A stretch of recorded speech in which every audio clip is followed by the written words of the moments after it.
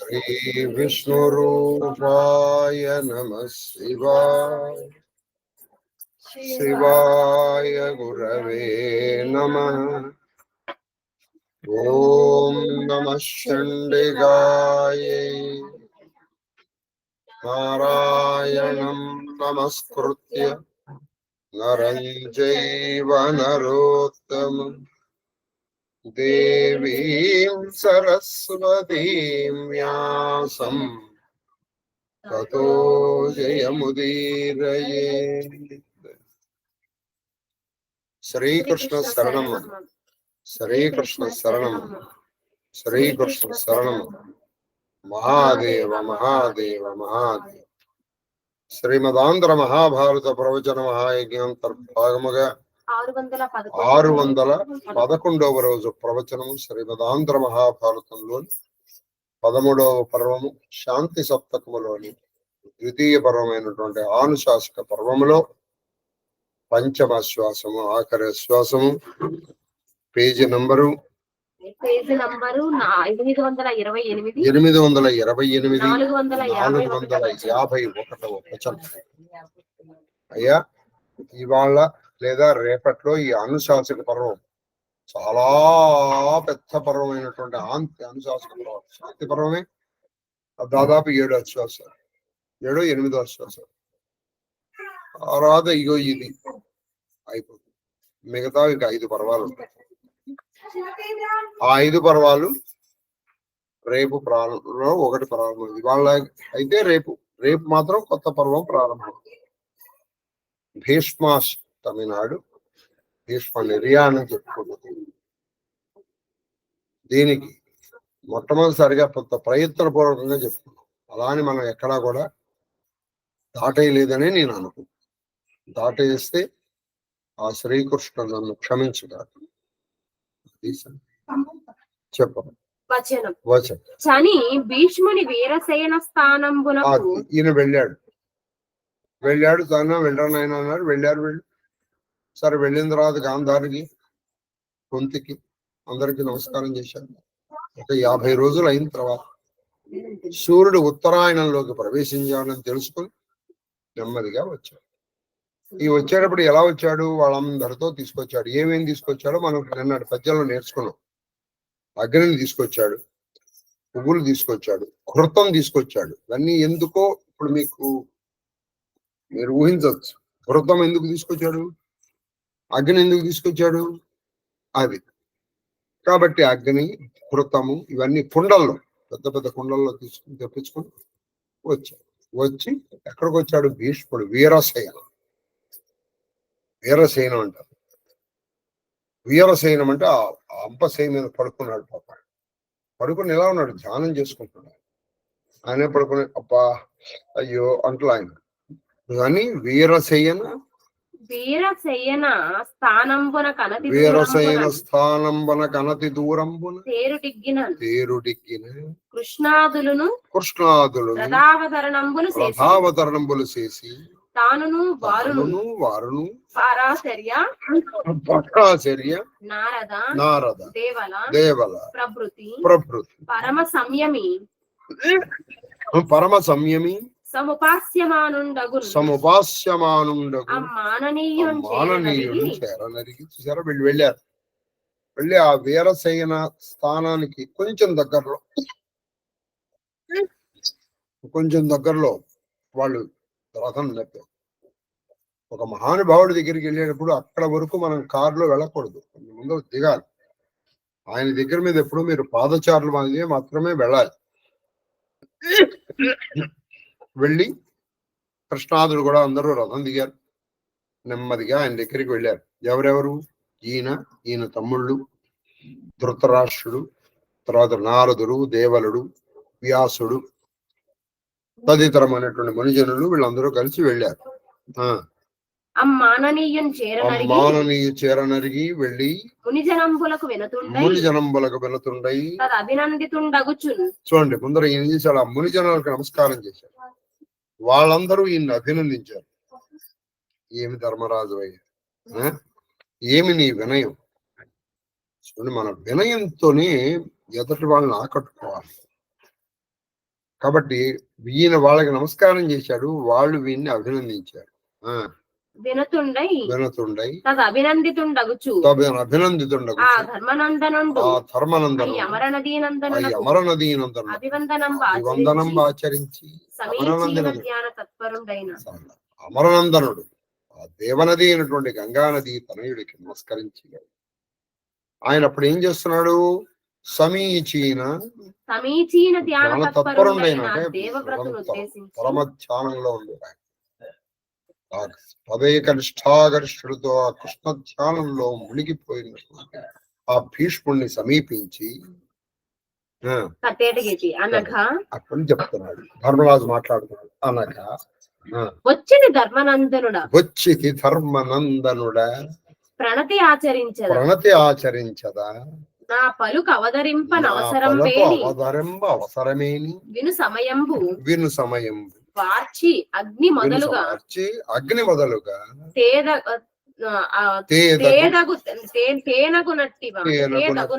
తేనగునట్టువాని చెప్తున్నారు. ఇంకా దాని కంటిన్యూషన్. వీళ్ళు వెళ్ళాడు, నమస్కారం చేశాడు.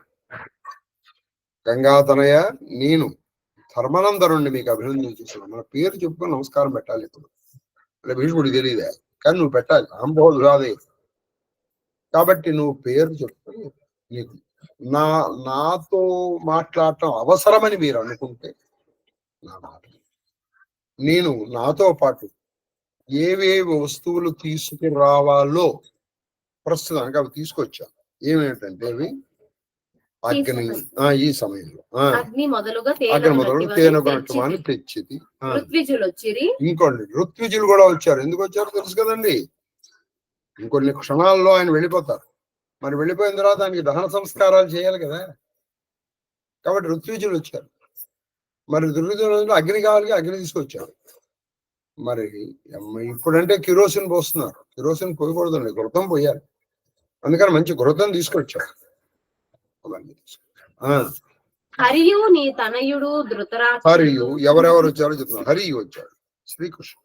నీ తనయుడు ధృతరాష్ట్రుడు, నీ కొడుకు వరుస ధృతరాష్ట్రుడు వచ్చాడు. సమస్త బంధువులు గల మహీపతులు ఇక్కడ రాజన్యులు వచ్చారు. ఆ రాజులు వాళ్ళ బంధువులతో వచ్చారు.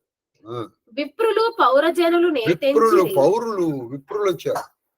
పౌరజనులు వచ్చారు. అంటే ప్రముఖులు వచ్చారు నిన్ను కడసారి దర్శించుకోవడానికి కోసం. సదయ హృదయ అంటే దయ కలిగినటువంటి హృదయం కలిగినటువంటి వీరి చూడుము కనువిచ్చి ఒక్కసారి కళ్ళు విచ్చి చూడవయ్యా. పరమ బరువైనటువంటి అంటే భీష్ముడు లాంటి వ్యక్తి మళ్ళీ పుట్టారు. అది సంగతి. భీష్మాష్టమి నాడు చెప్పాలని అంటుందో చెప్పడానికి అంత ఇదిగా. కాబట్టి సదయ హృదయ కన్ను విప్పి చూడు ఆయన. నావుడు మహాత్ముడు అందరూ చూచి ఒకసారి కలయి చూచాడు. అందరు అక్కడ ఉన్న వాళ్ళందరినీ చూశాడు. చూసి ఆ నృపాలు కేలు తెమల్చుచు తన చేతిలో ఆ ధర్మరాజు గారి చేయి పట్టుకుని ఇలా ఇలా అంటూ అంటే ఆ చేతిని ఇట్లా ఇట్లా ఊపుతూ మేలు చేసిది దైవయోగంబు గాదే నీ వదవుట అరయ్య. బాగా ఆలోచిస్తే ధర్మనందనుడంతటి వాడు, ధర్మరాజు అంతటి వాడు నాకు మనబడవటం మేలయ్య. చాలా సంతోషం. ధర్మరాజు అంతటి వాడు నాకు చాలా సంతోషం. మేలు చేసిది దైవయోగంబు కాదు నీ వదవుట అరయ మనుజనాథ మాఘమాసంబు. అది నాకు చెప్తున్నాడు. ఆయనకి చాలా ఇష్టమైన మాసం మాఘమాసం. మాఘమాసంలో శుక్లపక్షం. మాఘమాసం శుక్లపక్షం నా మనమున్న సంప్రోదం ఆవహిల్ల. నాకు ఈ మాఘమాసం వచ్చింది, అందులో శుక్లపక్షం. నాకు చాలా ఆనందంగా ఉంది అన్నాడు ఆయన. అని అభినందించి అతనికి అధిక హర్షం. అతనికి అతాధిక హర్షం. ధర్మరాజు కూడా చాలా సంతోషించాడు. సరే, ఎందుకంటే మాఘమాసం ఉత్తరాయణం, అందులో దీని పేరే మాఘము. మాఘము అంటే మా అంటే లేదు, ఆఖము అంటే పాపం, పాపము లేనిది అని దీని అర్థం. తర్వాత వచనం తదనంతరం తదనంతరం ధృతరాష్ట్రునితో ఇట్లా, ఆ తర్వాత భీష్ముడు ధృతరాష్ట్రుడితో ఇలా అంటున్నాడు. ఏమంటున్నారంటే వేద శాస్త్ర పరిజ్ఞాన వృద్ధ సేవనములు కలిగి అశేష ధర్మములు నెరిగి వ్యాసమునిపతి దేవరహస్యం అద్ది చెప్ప విని నిష్కలంకత నొప్పితి అనగా ధృతరాష్ట్ర మహారాజా, నీకు విషయం, వేద శాస్త్ర పరిజ్ఞానము గలవాడు, తర్వాత అన్ని వృద్ధ సేవనము, వేద శాస్త్ర పరిజ్ఞానం ఉంది నీకు, అలాగే వృద్ధులను సేవించాలనేటువంటి జ్ఞానం ఉంది, తర్వాత అశేష ధర్మములు, అనేక ధర్మాలు తెలుసు. అందుకే వ్యాసుడు నీకు దేవరహస్యం చెప్పాడు కదా నీకు. ఎవరైనా ఆయన దుర్యోధనుడు కల్కి అవతారు, నీ వంశాన్ని నాశనం చేసేస్తాడు, ధర్మరాజానికి దేవరహస్యం చెప్పాడు. కానీ నీకు పుత్ర వ్యామత ఇన్నున్నప్పటికీ చూడండి, అక్కడ తెప్పి పొడుపు కాదు, కానీ ఒక మాట ఉంది అక్కడ నఖ అంటంలో, నీకు వేదాలు తెలుసు, వృద్ధుల్ని సేవిస్తావు, అన్నీ ఉంది, కానీ ఆయన దేవరహస్యం చెప్పాడు, నువ్వేం చేసావు? జరగబోయి చెప్పేశాడు ఆయన. జరగబోయి చెప్పినా నీకు తెలివితేటలు కలిగి నువ్వు యుద్ధాన్ని ఆపగలిగావా అని చెప్పేశాడు ఆయన. తర్వాత కావున భవితవ్యములకు నీ వడగలగవలదు. కాబట్టి పిచ్చివాడ, జరగబోయే దాని గురించి నువ్వు దిగులు పడదు. నా కొడుకులు చచ్చిపోయారు, వాళ్ళు చచ్చిపోయారు, వీళ్ళు చచ్చిపోయారు, ఈ ఆడమ్మాక చెప్పేశాడు ఆయన్ని. వీళ్ళు ఎలాగో మిగిలేవాళ్ళు కారు. తర్వాత పాండునృప పుత్రులు సద్భావమున చూడనేర్చిన, అది పాండునృప పుత్రులు సద్భావమున చూడనేర్చిన నీవు కన్న పుత్రులుగా ఏమయ్యా పాండు పుత్రులు నీ తమ్ముడి కొడుకులు అన్న మాటే గాని నువ్వు బాగా ఆలోచించు. నీ కొడుకులు కారంటావా? నీ కన్న కొడుకుల కంటే నిన్ను ఎక్కువగా చూసుకుంటారా, మిన్నగా చూసుకుంటారయ్యా. పైగా నీ కన్న కొడుకులకి లేనివి వీళ్ళకి ఉన్నవి ఎన్నో లక్షణాలు ఉన్నాయి. అవి కూడా చెప్తున్నాడు. నీ కన్న కొడుకులు ఉన్నవి వీళ్ళకి లేవు. ఏమిటి మీ కన్న కొడుకు? దుర్బుద్ధి, లోపం, మతం, మాత్సర్యం వీళ్ళకి ఏమున్నాయి? దయ. వీరిని పరిపాలింపు వీరల శుశ్రూష చిత్తవృత్తి కోరగా ధర్మసుతునిపై కారుణ్యముపై పనులు కరపము నెమ్మిను. నువ్వు వీళ్ళని చక్కగా పరిపాలించు, వీళ్ళకి తండ్రిలాగా ఉండు, వాళ్ళ యొక్క శుశ్రూష, వాళ్ళ యొక్క సేవలు తీసుకో. ఆ ధర్మరాజు నిన్ను కన్న తండ్రి కంటే ఎక్కువగా చూసుకుంటాడు. పాండురాజు కంటే కూడా ఎక్కువ చూస్తాడు. ఇప్పుడు నిన్న కూడా ఆయన వస్తూనే ఎవరికి దండం పెట్టాడు? గాంధారికి వెళ్ళి దండం పెట్టాడు, కుంతికి వెళ్ళి దండం పెట్టలే. కుంతికి దండం పెట్టలేదు. పోని నిన్ను తన తమ్ముడిని నువ్వు చంపేద్దాం అనుకున్నావు, భీముడిని. మొత్తం యుద్ధం అయింది రాజు, అయినా ఆయన నీ మీద ఏమీ కోపగించుకోవట్లేదు. ఇది ధర్మరాజు. అటువంటి ధర్మరాజు శుశ్రూషలు తీసుకో, చక్కగా వాళ్ళతో సవ్యంగా ఉండు, వాళ్ళ సేవలు తీసుకో. ఈ అసూయమాను అని చెప్పాడు. తర్వాత ఏ నెరుంగుదు నాకు తెలుసయ్యా, ఇతడు ఈ ధర్మరాజు నీ ఎడ ప్రియంబు భక్తియును కలిగి అక్రూర భావుడగుట నాకు తెలుసు. ఈయన నువ్వంటే ఆయనకి ఇష్టం ఉంది, నీ పట్ల భక్తి. పైగా ఆయన అక్రూర భావుడు, ఆయనకి క్రూరత్వం లేదు, మృదుత్వం ఉంది ధర్మరాజు. ఆ, నీవు వత్సలత్వమున నీవు వత్స కాబట్టి నువ్వు కూడా ఆయన పట్ల ఏం చేయాలి? ఆయన పట్ల ప్రేమ కలిగి ఉండాలి.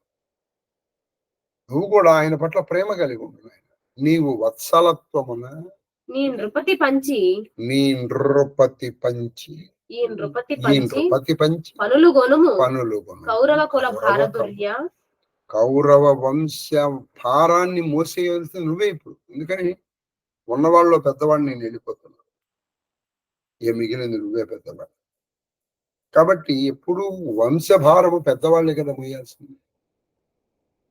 కాబట్టి ఈ నృపతిని ఆజ్ఞాపించి పనులు తీసుకో. నువ్వు ఆయన్నేమి అభ్యర్థన చేయాల్సిన అవసరం లేదు, ఆయన్ని ఆజ్ఞాపించి పనులు చేసుకోవాలి. కందపద్యం కందపద్యం. విను ఉమ్. నీ తనయులు దుర్యోధనాదులు అవినీత పరులు ఇంకా చెప్తాను నైనా విను. నీ తనలు దుర్యోధనాథులు అవినీతి పరులు అవినీతి అధర్మజ్ఞులు పరులు. అయినా నీ తనలు అవినీతి పరులు, అధర్మజ్ఞులు అధర్మజ్ఞులు అంటే అధర్మపరులు, క్రోధనులు అతిలుబ్ధులు క్రోధనులు కోపం, లుబ్ధపరులు లోపం, వారల మనమున నిడి వారల మనమున నిడి వగవలదు వాగబలు. వాళ్ళని మనసులో పెట్టుకుని అయ్యో నా దుర్యోధను నా దుశ్శాసను. వాళ్ళందరూ ఎటువంటి వాళ్ళు?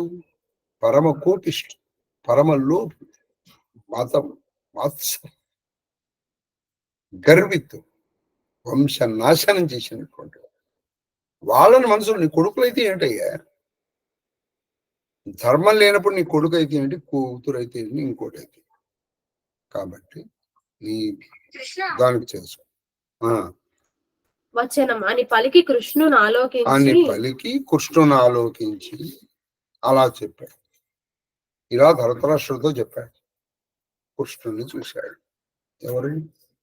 గంగాధరుడు భీష్ముడు చూసి తర్వాతి ఘట్టం భీష్ముడు శరీరము విడుచుటకు శ్రీకృష్ణుని అనుగ్రహించుటకు.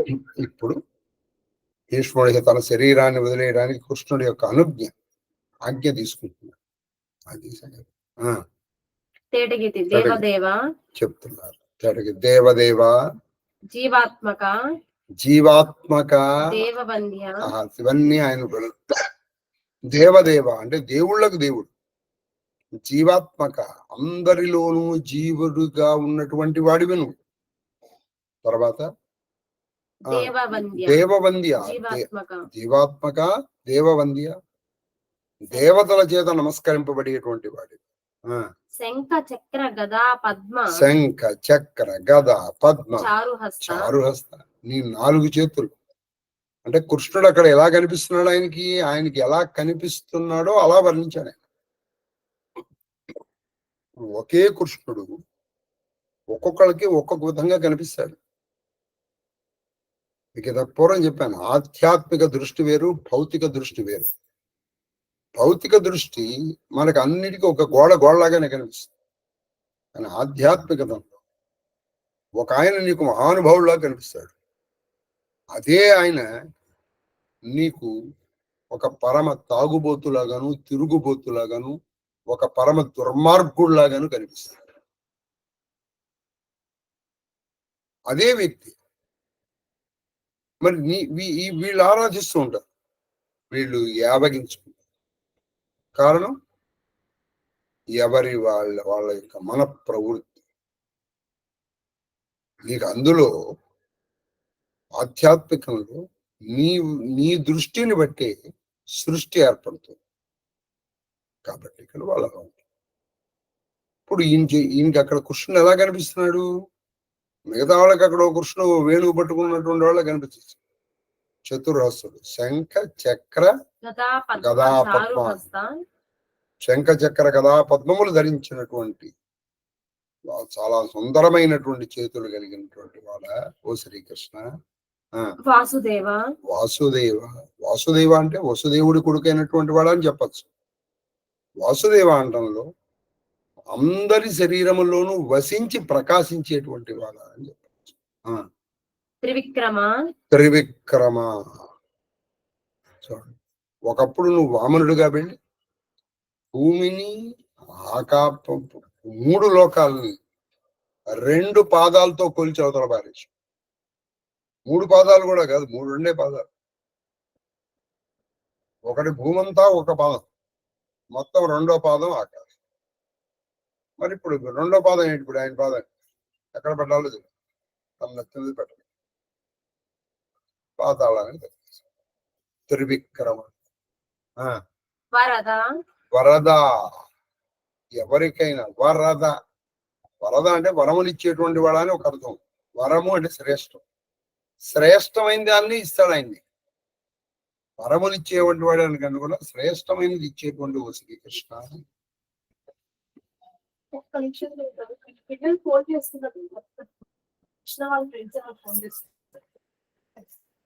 నువ్వు పరమ పురుష.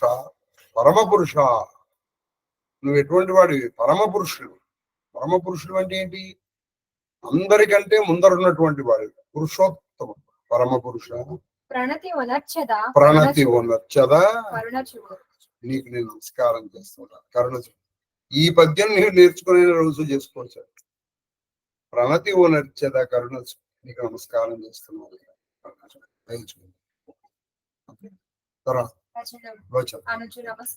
అనుసు నమస్కరించి ఆటవలి. ఇప్పుడు చెప్తున్నాడు అసలు ఏం పద్యం అండి.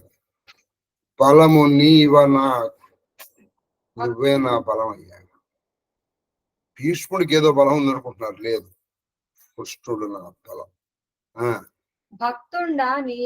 భక్తుండ నీయడ. నీ భక్తుని. భక్తి అంటే ఎలా అంటే, ఒకటి బాగా గుర్తుపెట్టుకోండి. భక్తి అంటే ఆయన్ని అనుసరించడము, అనుగమించడం. అది భక్తి. అంతే తప్పితే నువ్వు అనుసరించకుండా, అనుగమించకుండా, ఆయన చెప్పింది వినకుండా నాకు భక్తి ఉందంటే ఏంటంటే భక్తి అవుతుంది. అది భక్తి కాదు. తర్వాత ఆహా, ఏం పద్యాలు! తన దీనావస్థల గురించి చెప్పుకుంటాడు. అలు బిడ్డలేని అట్టివా, నాకు భార్యా పిల్లలు ఎవరు లేరయ్యా, నేను ఒంటరి వాడిని, నా జీవితం ఒంటరిగా ప్రారంభమైంది, ఒంటరిగానే కొనసాగి, ఒంటరిగానే ముగించబోతున్నా. అలుబిడ్డలేని కావున కాబట్టి నన్ను కావు, నన్ను కరుణించు. అధిక కారణం, నువ్వు అసలే కరుణ స్వరూపుడు. అధికమైనటువంటి కరుణతో నన్ను కాపాడవయ్యా. ఎందుకని? నా అనేవాళ్ళు ఎవరు లేనివాడిని. ఇక్కడ ఆయన నా అనేవాళ్ళు ఎవరున్నారు? ఎవరున్నాడు? ఇప్పుడు ఏవో అందరూ నమస్కారాలు పెట్టడం వేరండి. నమస్కారాలకి ఏముందండి, ప్రతివాడు పెట్టేస్తారు. ఆయన మాట విన్నది ఎవరు చెప్పండి? కాబట్టి కావు నన్ను అధిక.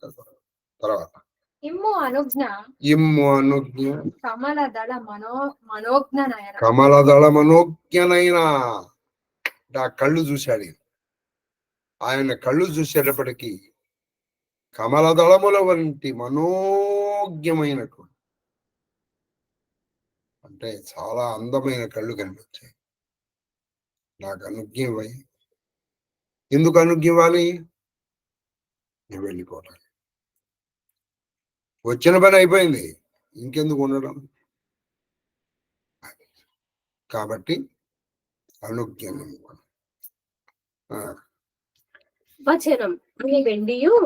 అని వెండియు శీసపద్యం. ఈయన చెప్తున్నారు. ఎవరు? భీష్ముడు. దాదాపు భీష్ముడు ఆఖరి మాటలు. ఆ భీష్ముడు మీకు పూర్వం కూడా చెప్పాను, జీవితం అంతా అవమానాలు. అందరి కోసం ఆయన కష్టపడ్డాడు. ప్రతి వాళ్ళ కోసం. తండ్రి కోసం కష్టపడ్డాడు. తర్వాత ఈ శంతనుడు ఇంకోసం కష్టపడ్డాడు. అలా ఆయన జీవితం అంతా ఏమిటయ్యా ఆయన చేసిందంటే ఒక్క తప్పు చేశాడు. ఒక తప్పుకి ఒక జీవిత కాలం శిక్ష అనిపించాడు. ఆవుని పట్టుకుని లాక్కొచ్చేసాడు బాబు. వసూలు విన్నాం కదా మనం. అది సార్ పాండుకుమార మార్గమునకు గతి నీవా. అది ఇంకా చెప్తున్నాడు, మాధవ పాండుకుమార మార్గమునకు గతి, వర్గమునకు గతి అయినా మాధవ పాండుకుమారులందరికీ నువ్వు గతి. గతి అంటే దిక్కు. పాండుకుమారులందరికీ నీవు గతివి అంటే దిక్కు నువ్వు. రక్షింపు కరుణ మెరయ. రక్షింపు కరుణ మెరయ, వాళ్ళని రక్షించింది. చూడండి, ఆఖరి క్షణంలో కూడా తన గురించి ఆయన ప్రార్థన చేయలేదు. నా గురించి కండి పన్నాడు, వీళ్ళ గురించి, వీళ్ళ పాపం కాపాడవాలి. ఎందుకని వీళ్ళ బతుకు తండ్రి లేనివాడు. నేను ఎన్ని చెప్పినా వీడి ధృతరాష్ట్రుడి బుద్ధి ఏమిటో నాకు తెలుసు. వీడి బుద్ధి ఎటువంటిదంటే వీడు దుర్బుద్ధి అయిన దుర్యోధనుని తోడ. అది నేను చాలా సార్లు చెప్పాను, దుర్బుద్ధి అయిన దుర్యోధనుని తోడ కృష్ణుడు ఎక్కడ నుండు. గెలుపు కలుగునక్కడి కంటినే పెక్కుమారు. ఒక్కసార్లు కదా, అనేక మార్లు చెప్పాను. ఎవరికి? ఆ దుర్బుద్ధి పరుడు, దురాత్ముడు, దుర్మార్గుడు అయిన దుర్యోధనుడు అనేక మార్లు చెప్పాను. ఏమని? కృష్ణుడు ఎక్కడుంటే అక్కడే జయంరా నాయన. ఎందుకని అక్కడ చెప్తున్నాడు? ఎత్ర యోగీశ్వర కృష్ణో ఎత్ర పార్థో తనుత్తర తత్ర శ్రీర్ విజయోర్భూతిర్ధ్రువ నీతిర్మతిర్. ఇది వేదవాక్యం నాయన. పైగా ఏంటి? కృష్ణుడు అంటే ఎవరు? ధర్మం. ధర్మం ఎక్కడుండో కృష్ణుడు అక్కడ ఉంటాడు. ఎతో ధర్మస్తతో కృష్ణ, ఎతో కృష్ణస్తతో జయ. ఇది వేదవాక్యం. కృష్ణుడు ధర్మస్వరూపుడు. సత్యమేవ జయతి అని కదా ఎప్పటికైనా. కాబట్టి ఆయనకి జయం కలుగుతుంది. ఎన్నోసార్లు చెప్పాను. ఆ పిచ్చివాడు నువ్వు లేవా, నువ్వు ద్రోణుడు లేడా? ఒరే, మీ అందరం ఎవరనరా? ఆయన నుంచి వచ్చిన వాళ్ళనరా. అది వీడికి అర్థం కాదు. ఒక విధంగా భగవద్గీత చెబితే అర్జునుడికి తెలిసింది, ఏమీ చెప్పకుండానే భీష్ముడికి తెలిసింది. ఆయన చెప్పలా, భీష్మంచ ద్రోణంచ జయద్రథంచ. వాళ్ళందరూ ఆయనలోకి వెళ్ళిపోయి అగ్నికీలల్లో దహనం అయిపోవడం అర్జునుడు చూశాడు. ఆయన కాలోస్మి లోకక్షయ కృత్ ప్రవృత్త. ఆయన కాలం, ఈ లోకాన్ని క్షీణింపజేసేవాడు ఆయన, లోకాన్ని ప్రవృత్తి అభివృద్ధి చేసేవాడు ఆయన కాలస్వరూపుడు కదా. ఆ కాలంలో అందరూ పడిపోవలసిందే. కొందరు ముందర, కొందరు వెనక, అంతే. ఎన్నిసార్లు చెప్పాను నేను. కానీ వాడు నిన్ను కేవలం గోపాలుడుగా అనుకున్నాడు. కింద చెప్పాను కానీ కృష్ణుడు ఒక గోపాలుడుగాను, కొన్ని వేల మంది స్త్రీ లోలుడుగాను అనుకున్నాడు. ఎవరికి? దుర్యోధను. మరి అదే కృష్ణుడు అవే భీష్ముడికి పరమ పురుషుడిగా కనిపించాడు. ఇప్పుడు ఇది మీ దృష్టి లోపమా, ఆయన సృష్టి లోపమా? నీకు స్త్రీలోలుడుగా కనిపించాడు. అందుకని వాడు ఏమన్నాడు? తాతగారు ఏంటి అటువంటి వాడిని పట్టుకుని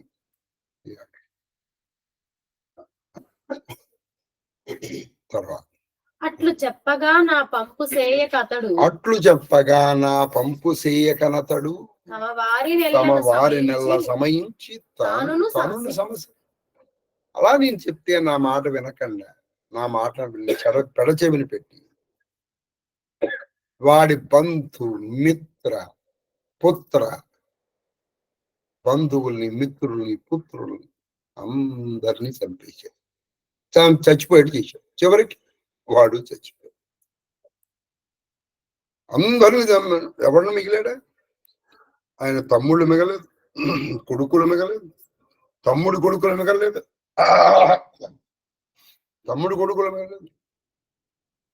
భీష్ముడి పైవాడు ఎవరు? ఆ బాహ్లికుడు, సోమదత్తుడు, భూరిశ్వరుడు. వాళ్ళు ముగ్గురు సరిపోలే. శంతనుడితో సమానం. ఎవరు మిగిలారు నాయన? ఎవరు మిగిలారు? పోనీ వరకు వాడు మిగిలాడా? వాడు చచ్చిపో. నేను చెప్పాను, కృష్ణుడు ఎక్కడ ఉంటే అక్కడ జయం జయం జయం. ఎన్నిసార్లు? ఎన్నోసార్లు, ఒకసారి కాదు. వాడు నా మాటని పరిచయం పెట్టి ఇంత ఇంత అనర్థం తీసుకొచ్చాడు. నిన్నెరుగుదు. నువ్వెవరివో నాకు తెలుసు. నువ్వెవరివో నాకు తెలుసు. అమిత మహిమ నరుడు నారాయణుడు. అది అమిత మహిమ నరుడు నారాయణుడు. నన్ను పరమమునులు అను పరమమునులు జగము రక్షించుటకు కేలి జన్మముంది అంటే కేలి సంచరించడం. కేలి అంటే ఒక లీలగా, ఒక ఆటగా నరనారాయణులు అనేటువంటి మహాములు ఈ జగద్రక్షణ కోసం, దుష్టుల్ని శిక్షించడానికి, శిష్టుల్ని రక్షించడానికి, పరిత్రాణాయ సాధూనాం వినాశాయ చ దుష్కృతాం ధర్మ సంస్థాపనార్థాయ సంభవామి యుగే. కాబట్టి వాళ్ళే నరనారాయణులుగా పుడతారన్న విషయం నాకు తెలుసయ్యా.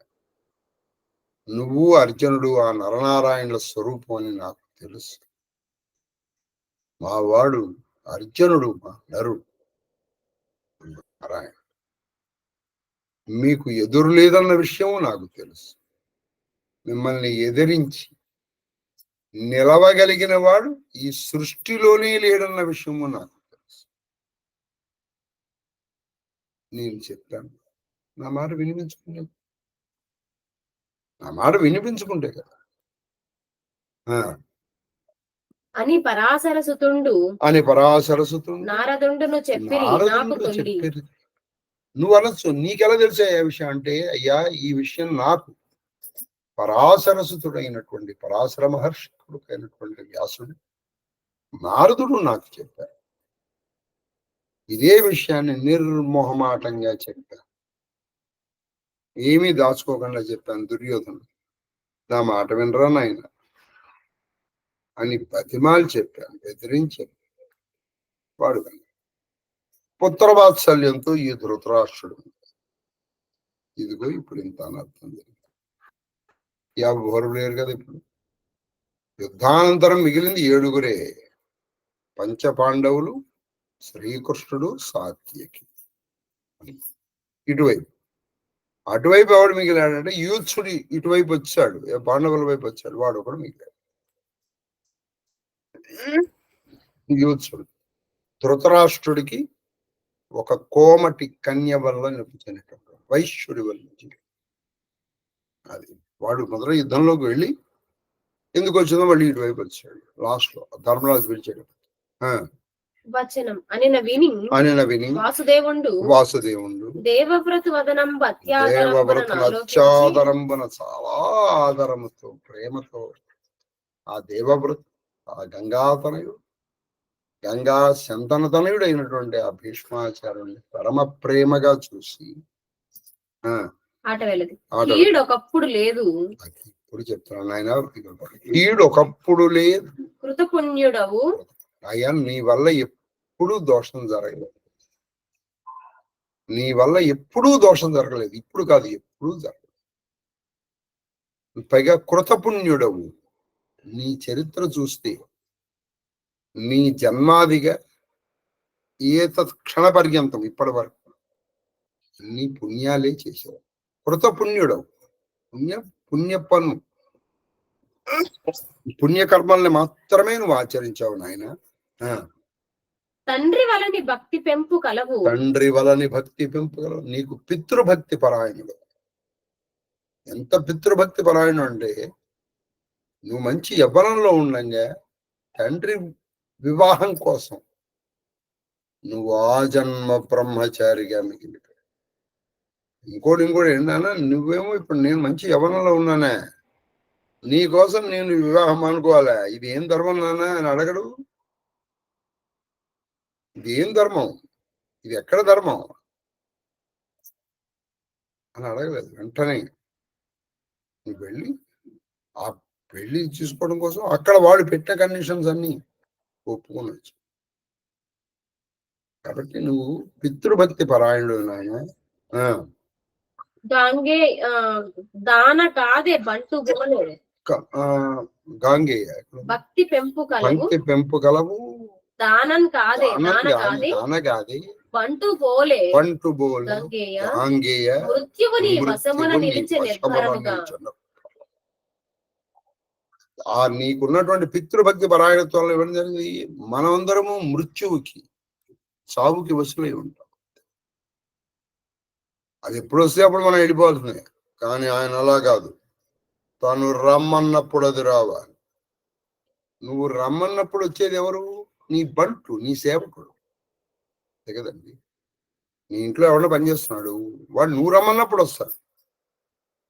అదే నువ్వు ఇంకోటి సేవకుడు అనుకో, అప్పుడు ఏం చేయాలి? నువ్వు ఆయన రమ్మన్నప్పుడు నువ్వు వెళ్ళిపోవడమే, తప్పదు.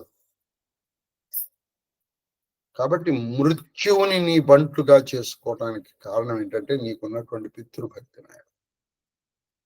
నీకున్నటువంటి పితృభక్తి దానికి కారణం కూడా మీకు నేను చెప్పాను. ఒకప్పుడు ఈయన తిథి పెట్టారు. తిథి పెట్టేటప్పటికి ఆయన కనిపించారు. సంతానం వచ్చి, ఆహా నువ్వు అంతటి వాడు పెడుతున్నావు, నాకు ఇచ్చాను. ఇవ్వను నాన్న, ఇప్పుడు నువ్వు చనిపోయావు. నీ స్థితి వేరు, నా గతి వేరు. నేను దర్భాల మీద పెడతాను, తీసుకోండి. అప్పా ఏమి ధర్మం రా నాయన అనేది. ఇది కూడా మనం తెచ్చుకున్నాం. అప్పుడు ఇచ్చాడు ఆయన నీకు. ఏమిటది? నువ్వు కోరినప్పుడు నీకు మరణం సంభవిస్తుంది, లేకపోతే మరణం నీకు రాదని చెప్పేసి. అందుకనే మృత్యువు నీ బంటు, నీ సేవకుడు, నీ కిక్కరుడైపోయాడు అని చెప్పారు. తర్వాతి ఘట్టం భీష్ముడు శరీరంబు విడిచి భీష్ముడు శరీరంబు విడిచి నాకలోకం, స్వర్గలోకానికి వెళ్ళాడు. అష్టమి ఘడియల్లోనే చెప్పడం జరుగుతుంది. మహాదేవ మహాదేవ మహాదేవ చెప్పండి. వచనం నీకు నేను అనుజ్ఞ ఇచ్చితి, చెప్తున్నాను నాయనా, నీకు నేను అనుజ్ఞ ఇచ్చాను. వసువులను పొందు. వసువులను నువ్వు కూడా అష్టవసువుల్లో ఒకడివి. శాపవశాత్తు నువ్వు ఇక్కడ మిగిలిపోయావు. వెళ్ళి మీ వసువుల్లో చేరిపోను, అష్టవసువుల్లో చేరిపోను. అయినా వెళ్ళు, నీకు అనుజ్ఞ ఇచ్చాను. నేను ఈ భీష్ముడి దేహాన్ని వదిలేసి నీ అసలైనటువంటి శరీరం వసువుగా వెళ్ళిపో అని చెప్పారు. పరమానందంబు పొంది ఈయన పరమానందంగా, అంతేగాని సరిపోతున్నాను ఏడవలేదు ఆయన. మనకు కళ్ళనీళ్ళు వస్తున్నాయి కానీ ఎందుకంటే నాకు మీరేదో రెండు కాళ్ళు జాపుకొని యాదాలాపముగా టైంపాస్ ఫలీలాగా వినేటువంటి వాళ్ళకి ఫీలింగ్స్ ఎందుకు వస్తాయండి? రావు. వాళ్ళకి నవ్వు వస్తుంది. ఎవడో పిచ్చోడు ఇప్పుడు చనిపోతే అడవడం ఎందుకురా, ఎప్పుడో యుగాల క్రితం చనిపోయినటువంటి వాడి కోసం మనం ఇప్పుడు అడవాలా అనిపిస్తుంది. శ్రద్ధగా వినేటువంటి వాళ్ళకి బాధ.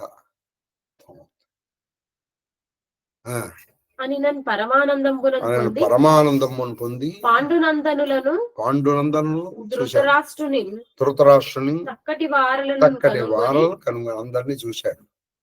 ఈ ఆఖరిగా తను చెప్పాల్సిన మాటలు చెప్తున్నాడు. మీ చేతను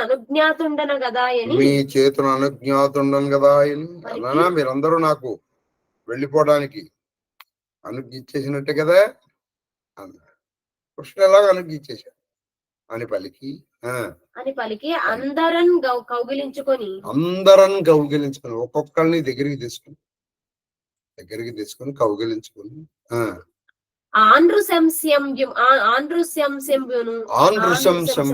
అంటే మీరు ఎప్పుడూ కూడా క్రూరత్వం లేకుండా ఉండండి. రెండు సత్యంగా ఉండండి, నిజం కాబట్టి క్రూరత్వం ఉండకూడదు, సత్యం ఉండాలి.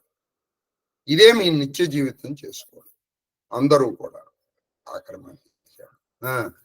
అని పలికి తాను తొల్లి రాజుల గెలిచి తెచ్చిన ధనంబులు ఇంత పూర్వం ఈయన అనేక విజయాలు సాధించారు. ఆ రాజులు తీసుకొచ్చిన ధనాన్ని ఏం చేశాడంటే అక్కడ ఉండటం విప్రులకు మొత్తం ఇచ్చి పారేసాడు. ఏది ఉండకూడదు మనకి, బ్యాలెన్స్ షీట్ టాలీ అయిపోవాలి ఇచ్చేసి. ప్రజనంబులకిచ్చి ధర్మతనయం చూచి ధర్మరాజును చూసి ఎల్ల బ్రాహ్మణులను పూజనీయులు. మొత్తం శాంతి అనుశాసక పర్వాల్లో ఎక్కడ కూడా బ్రాహ్మణ పూజ. ఆయన అందరూ బ్రాహ్మణులు పూజనీయులు. అందులో ప్రత్యేకంగా ఋత్విజులు ఆచార్యులు వృద్ధులు విశేషించి పూజింపవలయువారని నిర్దేశించి అందరు బ్రాహ్మణుల్ని నువ్వు పూజించాలి. అయితే అందులో ఎక్కువగా నువ్వు విశేషించి వృద్ధులు, ఋత్విజులు, తర్వాత ఆచార్యులు. అంటే ఆచార్యులు అంటే గురువులు. ఈ స్థానంలో ఉన్న బ్రాహ్మణులు ఇంకా ఎక్కువ ప్రార్థన చేయాలి. గుర్తుపెట్టుకోండి, గురుస్థానంలో ఉన్నటువంటి బ్రాహ్మణుని కానీ, లేకపోతే ఋత్విక్ అంటే మీకు మీ ఇంట్లో పూజ చేయించడానికి వచ్చినటువంటి బ్రాహ్మణుని కానీ, వృద్ధుడైన బ్రాహ్మణుని కానీ నువ్వు ఎక్కువగా పూజించాలి. వాళ్ళు మనతో చాలా చనువుగా ఉంటున్నారు కదా అని చెప్పేసి వాళ్ళని లోకువ చేసి అది మనకి మంచిది కాదు. కాబట్టి వాళ్ళని ప్రత్యేకంగా పూజ చేయాలని అని చెప్పి నిర్దేశించి ఇక మాట్లాడలేదు. మౌనంలోకి వెళ్ళి అయిపోయింది. భీష్ముడు చెప్పిన ఆఖరి మాట. ఇక మౌనంలోకి వెళ్ళిపోయి నెమ్మదిగా ప్రాణాన్ని పైకి తీస్తున్నాడు. ధారణానుక్రమమున అంటే వరుసగా నెమ్మదిగా సమాహితాత్ముండై అంటే మొత్తము ఇక ఇంద్రియములను పనిచేయనికని చేశాడు. చెవులు లోపల ఉన్నది మాత్రమే వింటోంది, లోపల నాదాన్ని. కళ్ళు లోపల ఉన్నటువంటి ఆ పరమాత్మని మాత్రమే దర్శిస్తూ, అంటే ఇంద్రియములను అంతర్ముఖం చేసేసి ఈ బాహ్యంలో ఎవరున్నారు ఎవరు లేరు ఎవరికి తెలియదు. వాయువుల సన్నిరుద్ధంబు చేసి ప్రాణ అపాన వ్యాన ఉదాన సమానం అనేటువంటి 5 వాయువు ఆపేశాడు. అంటే ప్రాణవాయువుని ఆపేశాడు, అపాన వాయువుని ఆపేశాడు, సన్నిరుద్ధంబు చేసి ఆపేసి అవి ఊర్ధ్వగతిని కైకొనియాలి. అవి నెమ్మదిగా మన ప్రాణము ఇలా పైకి లేస్తుంది. ప్రాణము పైకి లేచి ఏం చేస్తుంది? ఈ బ్రహ్మరంధ్రాన్ని భేదించుకుని వెళ్ళిపోతుంది. ఇది యోగులు. ఆ బ్రహ్మరంధ్రం భేదన అయ్యే వరకు ధనుంజయం అనేటువంటి వాయువు మనలోనే ఉంటుంది. మనలో 5 ప్రాణవాయువులు 5 ఉపాన వాయువులు ఉంటాయి. ప్రాణ అపాన వ్యాన ఉదాన సమానములు. నాగ కూర్మ కృకర ధనుంజయ దేవదత్త. ఆ ధనుంజయం అనేటువంటి వాయువు నీలో ఉండి నీ శరీరాన్ని నెమ్మదిగా తినేస్తూ ఉంటుంది. అది అందుకే చూడండి, చనిపోయినటువంటి శరీరము శల్యమైపోతుంది. అది మొత్తం శరీరము పోయిన తర్వాతే ఆ ధనుంజయం వస్తుంది. నువ్వు దహనం చేసావు అనుకో, ఆ బ్రహ్మరంధ్రం భేదనం అయిపోతుంది. అప్పుడు ఆ తెలియదు, అప్పుడు పూర్తి మరణం అన్నమాట. కాబట్టి ఆ దీన్ని ఎంత తొందరగా చేస్తే అంత మంచిది. ఈయనది సహజంగా చేశాడు. ఈ సన్యాసుల్లో కూడా ఏం చేస్తారంటే, మీరు ఎప్పుడన్నా చూశారో లేదో నాకు తెలియదు, కానీ ఒకానొక సందర్భంలో, మరి ఇవాళ మన బల్లాయన వచ్చాడో లేదో నాకు తెలియదు, కానీ నన్ను రాలేదు మన బల్లాయన. కాశీలో ఆయనకి అదృష్టం పట్టింది. సన్యాసులు కనుక సహజంగా ఈ బ్రహ్మరంధ్రం భేదన కాలేదు అనుకోండి, వాళ్ళు చనిపోయిన తర్వాత ఏం చేస్తారంటే వాళ్ళని కూర్చోబెట్టి ఇక్కడ కొడతారు, కొబ్బరికాయ కొట్టి దీన్ని భేదన చేస్తారు. అది అయిపోయిన తర్వాత తీసుకెళ్ళి జల సమాధి చేస్తారు, అంటే జలంలో వదిలేస్తారు. అది వీళ్ళలో కొన్ని భేదాలు ఉన్నాయి.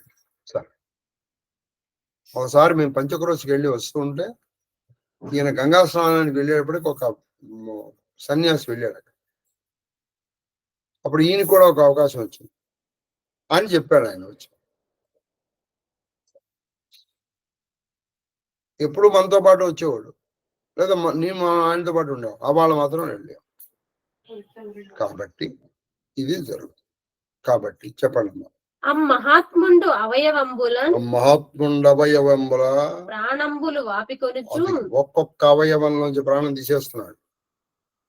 ముందర కాలి కొనగోట్లోంచి తీశాడు, బొట్ల వేల నుంచి అదిగా వస్తుంది, లోపల పైకి వస్తా, అక్కడ ఉన్నటువంటి ప్రాణం ఇలా పైకి వచ్చేస్తాను. వచ్చును 5 చోట్లు శల్యరహితములగుతుండే. శల్యరహితములు, శల్యం అంటే ముక్కలు ముక్కలు అయిపోవడం, చిక్కి శల్యం అయిపోవడం. అందులోంచి ప్రాణం వచ్చేసిన అది అలాగే ఉండేది. ప్రాణం వచ్చేసిన తర్వాత అది నిర్జీవం అయిపోతుంది, జీవం లేదు కదా. అప్పుడు అది శల్యం అవ్వాలి, కానీ అది శల్యం కావట్లా. అది ఆయన శరీరం, అది ఆయన ఉపాసన. ఇన్నాళ్ళు ఆ కృష్ణుని ఉపాసించేటప్పటికి శల్యం అవ్వట్లా. అది కృష్ణుడు ఆశ్చర్యపోయాడండి, ఏం ఉపాసన ఆయన. ఆహా, ఇది ఒక మధురాతి మధురమైన ఘట్టం. భక్తుడి నిష్క్రమణ స్థితిని చూసి భగవంతుడు ఆశ్చర్యపోవడం. కాళ్ళలోంచి తీసేశాడు, కాళ్ళలోంచి చేసిన తర్వాత మరి కాళ్ళు అది శల్యం అవ్వాలి, అంటే నిర్జీవం అవ్వాలి. కావట్లా అంటే జీవం ఉందంటే జీవం లేదు, జీవం లేదు. అది శల్యరహితం అవడం చూసి కాంచి కృష్ణాదులు అఖిల జనంబులు ఆశ్చర్యభరితాంత కరుణలకు ఆశ్చర్యంతో నిండిపోయిన మనసుతో కీర్తించే సహభాష్ భీష్మ సాధు దేవరత సాధు. ఆహా, ఎందుకంటే ప్రాణము లేని ప్రదేశము కూడా నిర్జీవం అవ్వాలి. కళ తప్పిన తర్వాత చూడండి, ముఖాలు మారిపోతాయి. మీరు కొంతమంది మొహాలు ప్రాణం పోయిన తర్వాత మొహాలు చూడండి, అసలు దాదాపు గుర్తుపట్టలేనట్టుగా మారిపోతుంది మొహం, గుర్తుపట్టలేనట్టుగా మారిపోతుంది ముఖాలు కానీ తదితరమైనటువంటి శరీర అవయవాలు కానీ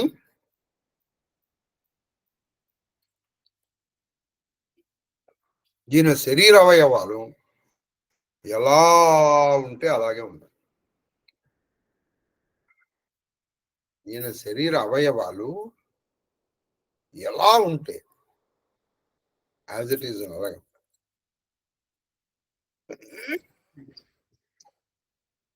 అది యాజ్ ఇట్ ఈజ్ అన్నమాట.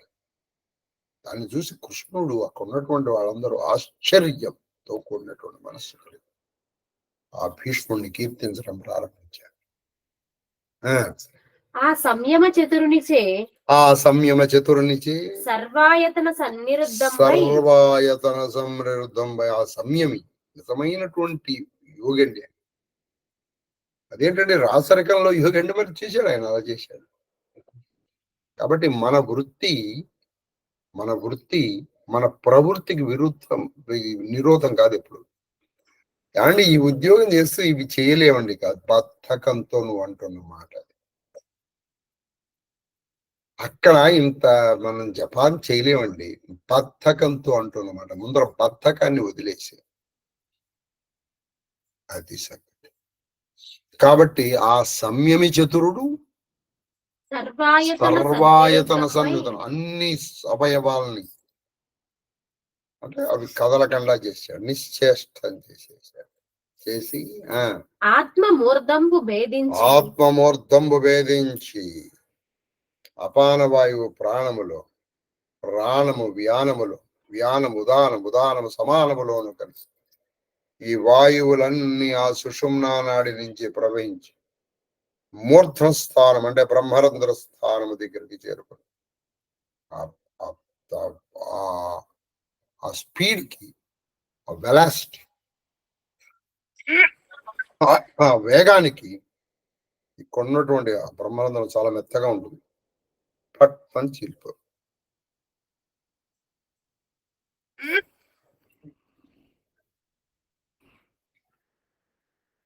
అలా ఎవరైతే చేస్తారో వాడికి మోక్షం. ప్రాణం ఎలా పోతుందని బట్టి వీడు మళ్ళీ పుడతాడా పుట్టడా అని తెలుసు. అది కాబట్టి ఈయన అలా వెళ్ళాడు పైకి. వెళ్ళి మహోల్కాకారమున ఆకాశమున నిలిచి ఇది విడిపోయింది. ఈ ప్రాణం ఆత్మ పైకి లేచింది. అది ఎలా ఉంది? మహోల్కం, బ్రహ్మాండం, ఒక జ్వలిస్తున్నటువంటి దీపం ఆకాశంలో నుంచి. ఈ కలియుగంలో అలా చూసినటువంటి నేర్పినటువంటి వాడు మహానుభావుడు రమణ మహర్షి. ఒక మంచి జ్యోతి ఆ అరుణగిరి చుట్టూ తిరిగి అరుణగిరిలో కలవటం చూసిన వాళ్ళు ఈ రోజు కూడా ఉన్నారు.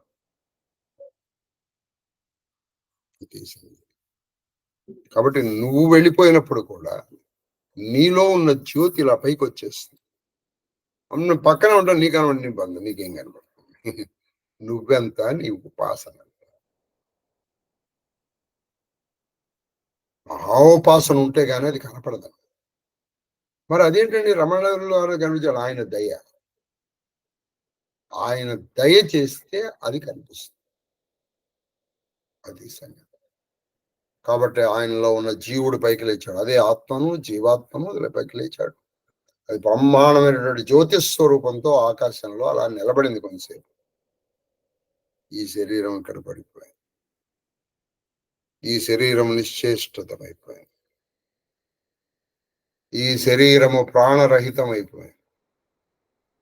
నిరంజనము, నిర్వికల్పము, నిరామయము, సత్యము, నిత్యము, పరంజ్యోతి స్వరూపము, శాశ్వతము, అఖండము, అద్వితీయము, అమోఘము, అపూర్వము అయినటువంటి ఆత్మ అక్కడ జ్యోతి స్వరూపంతో వెలుగుతోంది. ఈ రెండు చూస్తున్నారు అక్కడ ఉన్నవాడు. ఈ రెండు చూస్తున్నారు. అది సంగతి. కొంచెం సేపటికి అది అంతర్హితం అయింది, కనపడతాం. అప్పుడు పుష్పవృష్టి కురిసే. అప్పుడు ఏం జరిగింది? పుష్పవృష్టి, పువ్వుల వాన కురిసింది. దేవదుందుబులు మొరసే. దేవదుందుబులు మొరసే. దేవదుందుబులు, ఓ దెంకనాదాలు అవన్నీ వచ్చాయి. అంబరంబున సిద్ధులు, సాధ్యులు, అంబరములు ఆకాశంలో సిద్ధులు, సాధ్యులు, దేవగణాలందరూ కూడా ఆ భీష్ముణ్ణి కీర్తిస్తున్నారు, ఆ భీష్ముణ్ణి వర్ణిస్తున్నారు. తర్వాత ప్రమోదంబు నొందిరి, చాలా ఆనందాన్ని పొందారు. ఇట్లు దేవవ్రతుండు దివంబునకు జరుట. ఈ విధంగా దేవవ్రతుడు, ఆ శాంతనవుడు, ఆ గాంగేయుడు, ఆ ఆపగాతనయుడు, ఆ భీష్మాచార్యుడు, ఆ పరమ పురుషుడు, పురుష సత్తముడు దేవవ్రతుడు దివమునకు చని స్వర్గానికి వెళ్ళిపోయాడు. అది సంగతి. అలా భీష్మ నిర్యాణం జరిగింది. మనిషి పుట్టిన ప్రతివాడు భీష్మ తర్పణ చెయ్యాలి. రేపు భీష్మ తర్పణ చేసి తీరాలి. కుల మత వర్గ విచక్షణ లేక నువ్వు మనిషి అని అనిపించుకోవాలనుకుంటే తర్వాతి ఘట్టం పరలోకగతుండైన భీష్మునికి అగ్ని సంస్కారము చేయుట. అదిగో అగ్ని సంస్కారం చేస్తారు. అంటే ఈ శరీరాన్ని అది వెళ్ళిపోయింది, ఆత్మ వెళ్ళిపోయింది. చెప్పండి. శేషపద్యం. ధర్మపుత్రుండును తమ్ములు విదుర యుయుత్సులు యుయుత్సులును అగరు కాష్టోత్కరంబు చందనదారు సంచయమును. చందనదారు వాళ్ళు ఏం చేశారు? ధర్మరాజు తర్వాత తమ్ములు, తమ్ముళ్ళు, ఆయన తమ్ముళ్ళు విదుర, భీమార్జున నకుల సహదేవులు, విదుర, విదురుడు, యుయుత్సుడు వీళ్ళందరూ కూడా అగరు, అక్కడ ఏర్పాటు చేశారు. ఏమిటి? అగరు అగర కాష్టం కాష్టోత్కరం, అంటే అగరు మంచి సువాసన వచ్చేటువంటి కాష్టము. కాష్టం అంటే చెక్కల చెక్కల మొత్తాలు అగరు, మామూలు చెక్కలు కావు, దాంతో అగరు వేశారు. ఇప్పుడు అగరబత్తులు వేస్తారు అంటే మంచి సువాసన వచ్చేటువంటి ఆ చెక్కలను సిద్ధం చేశారు. అంతేకాని చందన దారు సంచనం అంటే గంధపు చెక్కలు, చందన దారు, దారు అంటే గంధపు చెక్కల సమూహాన్ని తీసుకొచ్చి పెట్టారు. సమస్థలి అంటే ఒక మంచి ఎత్తు లేదు పల్లము లేదు, సమంగా ఉన్నటువంటి స్థలం మీద ఈ చందనం పెట్టి చితి పేర్చారు. ఈ అగరు దీని మీద కాష్టం అంటే పాడి చేశారు. అలగు భంగి విరచించి చక్కగా చేశారు. కేవలం చందనంతోనే. చందనం అంటే మంచి గంధం. తర్వాత యుధిష్ఠిరుడు, ధృతరాష్ట్రుడును, మరున్నది తనయు పుణ్యగాత్రంబు సుస్నాన కలితంబు వాళ్ళు ఏం చేశారు? ధర్మరాజు, యుధిష్ఠిరుడు వీళ్ళిద్దరూ కలిసి, ధృతరాష్ట్రుడు కలిసి మరున్నది తనయుడు, ఆ దేవానది తనయుడైనటువంటి ఆ గాంగి శరీరాన్ని, పుణ్యగాత్రం పుణ్య శరీరాన్ని సుస్నాతం చక్కగా స్నానం చేయించారు. తర్వాత విహితానులేపం చక్కగా గంధము అటువంటి అనులేపములు పూశారు. పుష్పదామోపజం అంటే అనేకమైనటువంటి పుష్పములతో అలంకరించారు. తీసుకొచ్చారు కదా, ఇవేవి తీసుకొచ్చారు, పుష్పములతో అలంకరించి ఉత్తమ క్షౌమావృతం, ఉత్తమమైనటువంటి క్షౌమము అంటే మంచి పట్టు వస్త్రం. క్షౌమ అంటే పట్టు వస్త్రం. క్షౌమావృతం అంటే ఆ శరీరాన్ని మంచి పట్టుబట్టలతో కప్పి ఉజ్వలాభరణ భూషితంబుగా చక్కగా ప్రకాశవంతమైన ఆభరణాలు తొడిగారు. ఇప్పుడు వాళ్ళకి బంగారం అంటే లెక్కలేదండి, అందుకనే వాళ్ళు చేతికి అన్నిటికీ తొడిగి అధిక భక్తి చేసిరి. అధిక భక్తితో చేశారు వీళ్ళిద్దరు. చక్కగా స్నానం చేయించడం గాని, ఆ వస్త్రం మళ్ళీ కట్టడం గాని, ఆ పుష్పాలు వేయడం గాని, ఇవన్నీ అధిక భక్తితో చేశారు.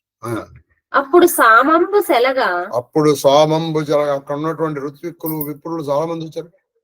వాళ్ళు సమగానం చేశారు, చక్కగా సామగానం చేశారు. హోమం ఆచరించిరి. చక్కగా హోమం చేయాలి. అప్పుడు మీకు గుర్తొస్తే అంటే ఇప్పుడు ఉన్నవాళ్ళు సశాస్త్రీయంగా జరిపించాం లక్ష్మీనారాయణ గారు. ఇప్పుడు హోమం చేశారు. అక్కడికి వచ్చిన వాళ్ళు సార్ ఇంత కార్యక్రమం ఉంటుందా అని. దగ్గరుండి మనం చేయగలిగిన ఆఖరి కార్యక్రమం ఉత్తర క్రియలే కదా, కాబట్టి చక్కగా హోమం చేశారు వాళ్ళు అక్కడ.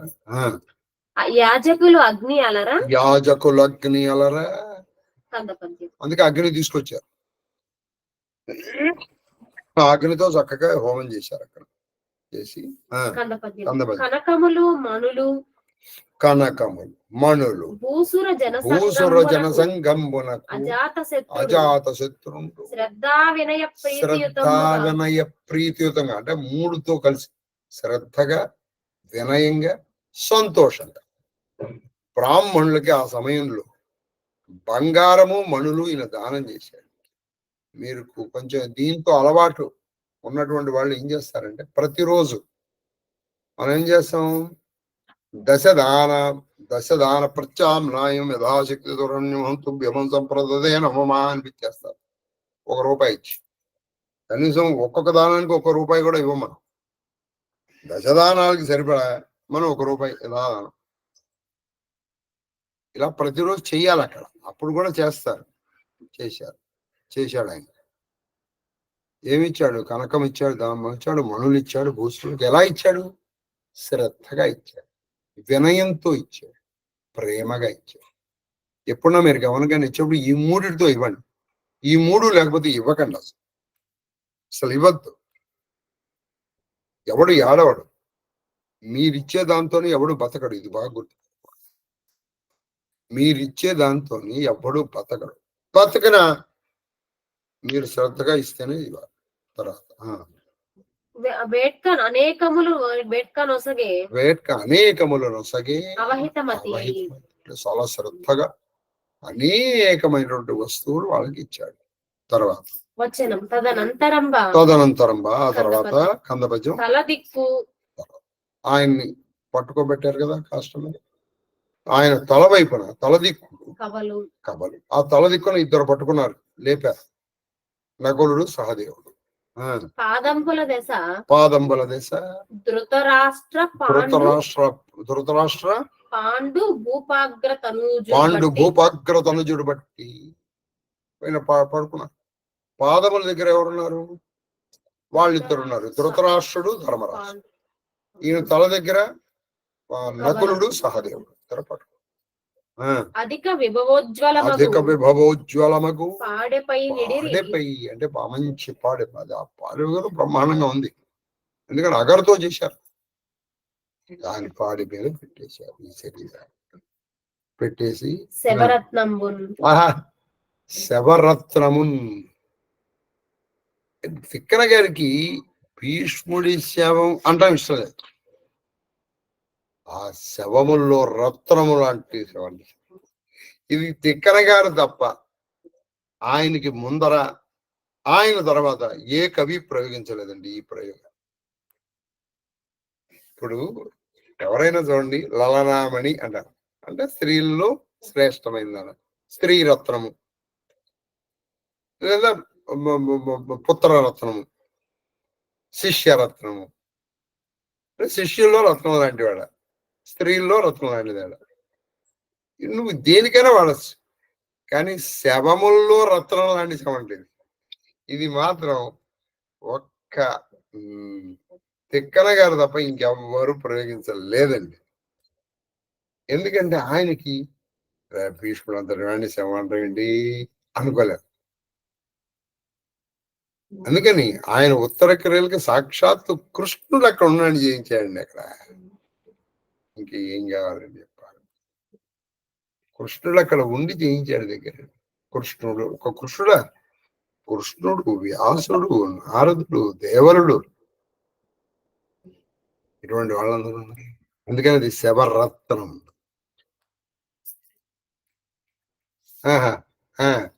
వచనం నలుగురు వహించి. అందుకని నలుగురితో మంచిగా ఉండమంటాడు. కనీసం చివరికి ఆ నలుగురు అన్న ఉంటారు. భీమసేన అర్జునులు ధవళ చామరంబులిడి. ఒకవైపు భీముడు, ఒకవైపు అర్జునుడు. ఆ తల్లిదండ్రులు పట్టుకుంటే వాళ్ళు ఇలా చామరాలు వీస్తున్నారు.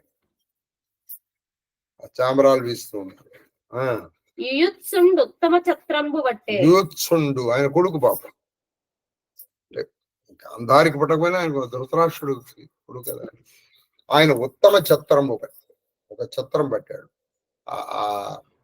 ఆ శవరత్నం మీద మనం కూడా ఆ మర్యాద పాటించాలి కదండి. ఎండ పడకుండా ఇలా పెట్టాడు, ఒక ఛత్రం పట్టాడు.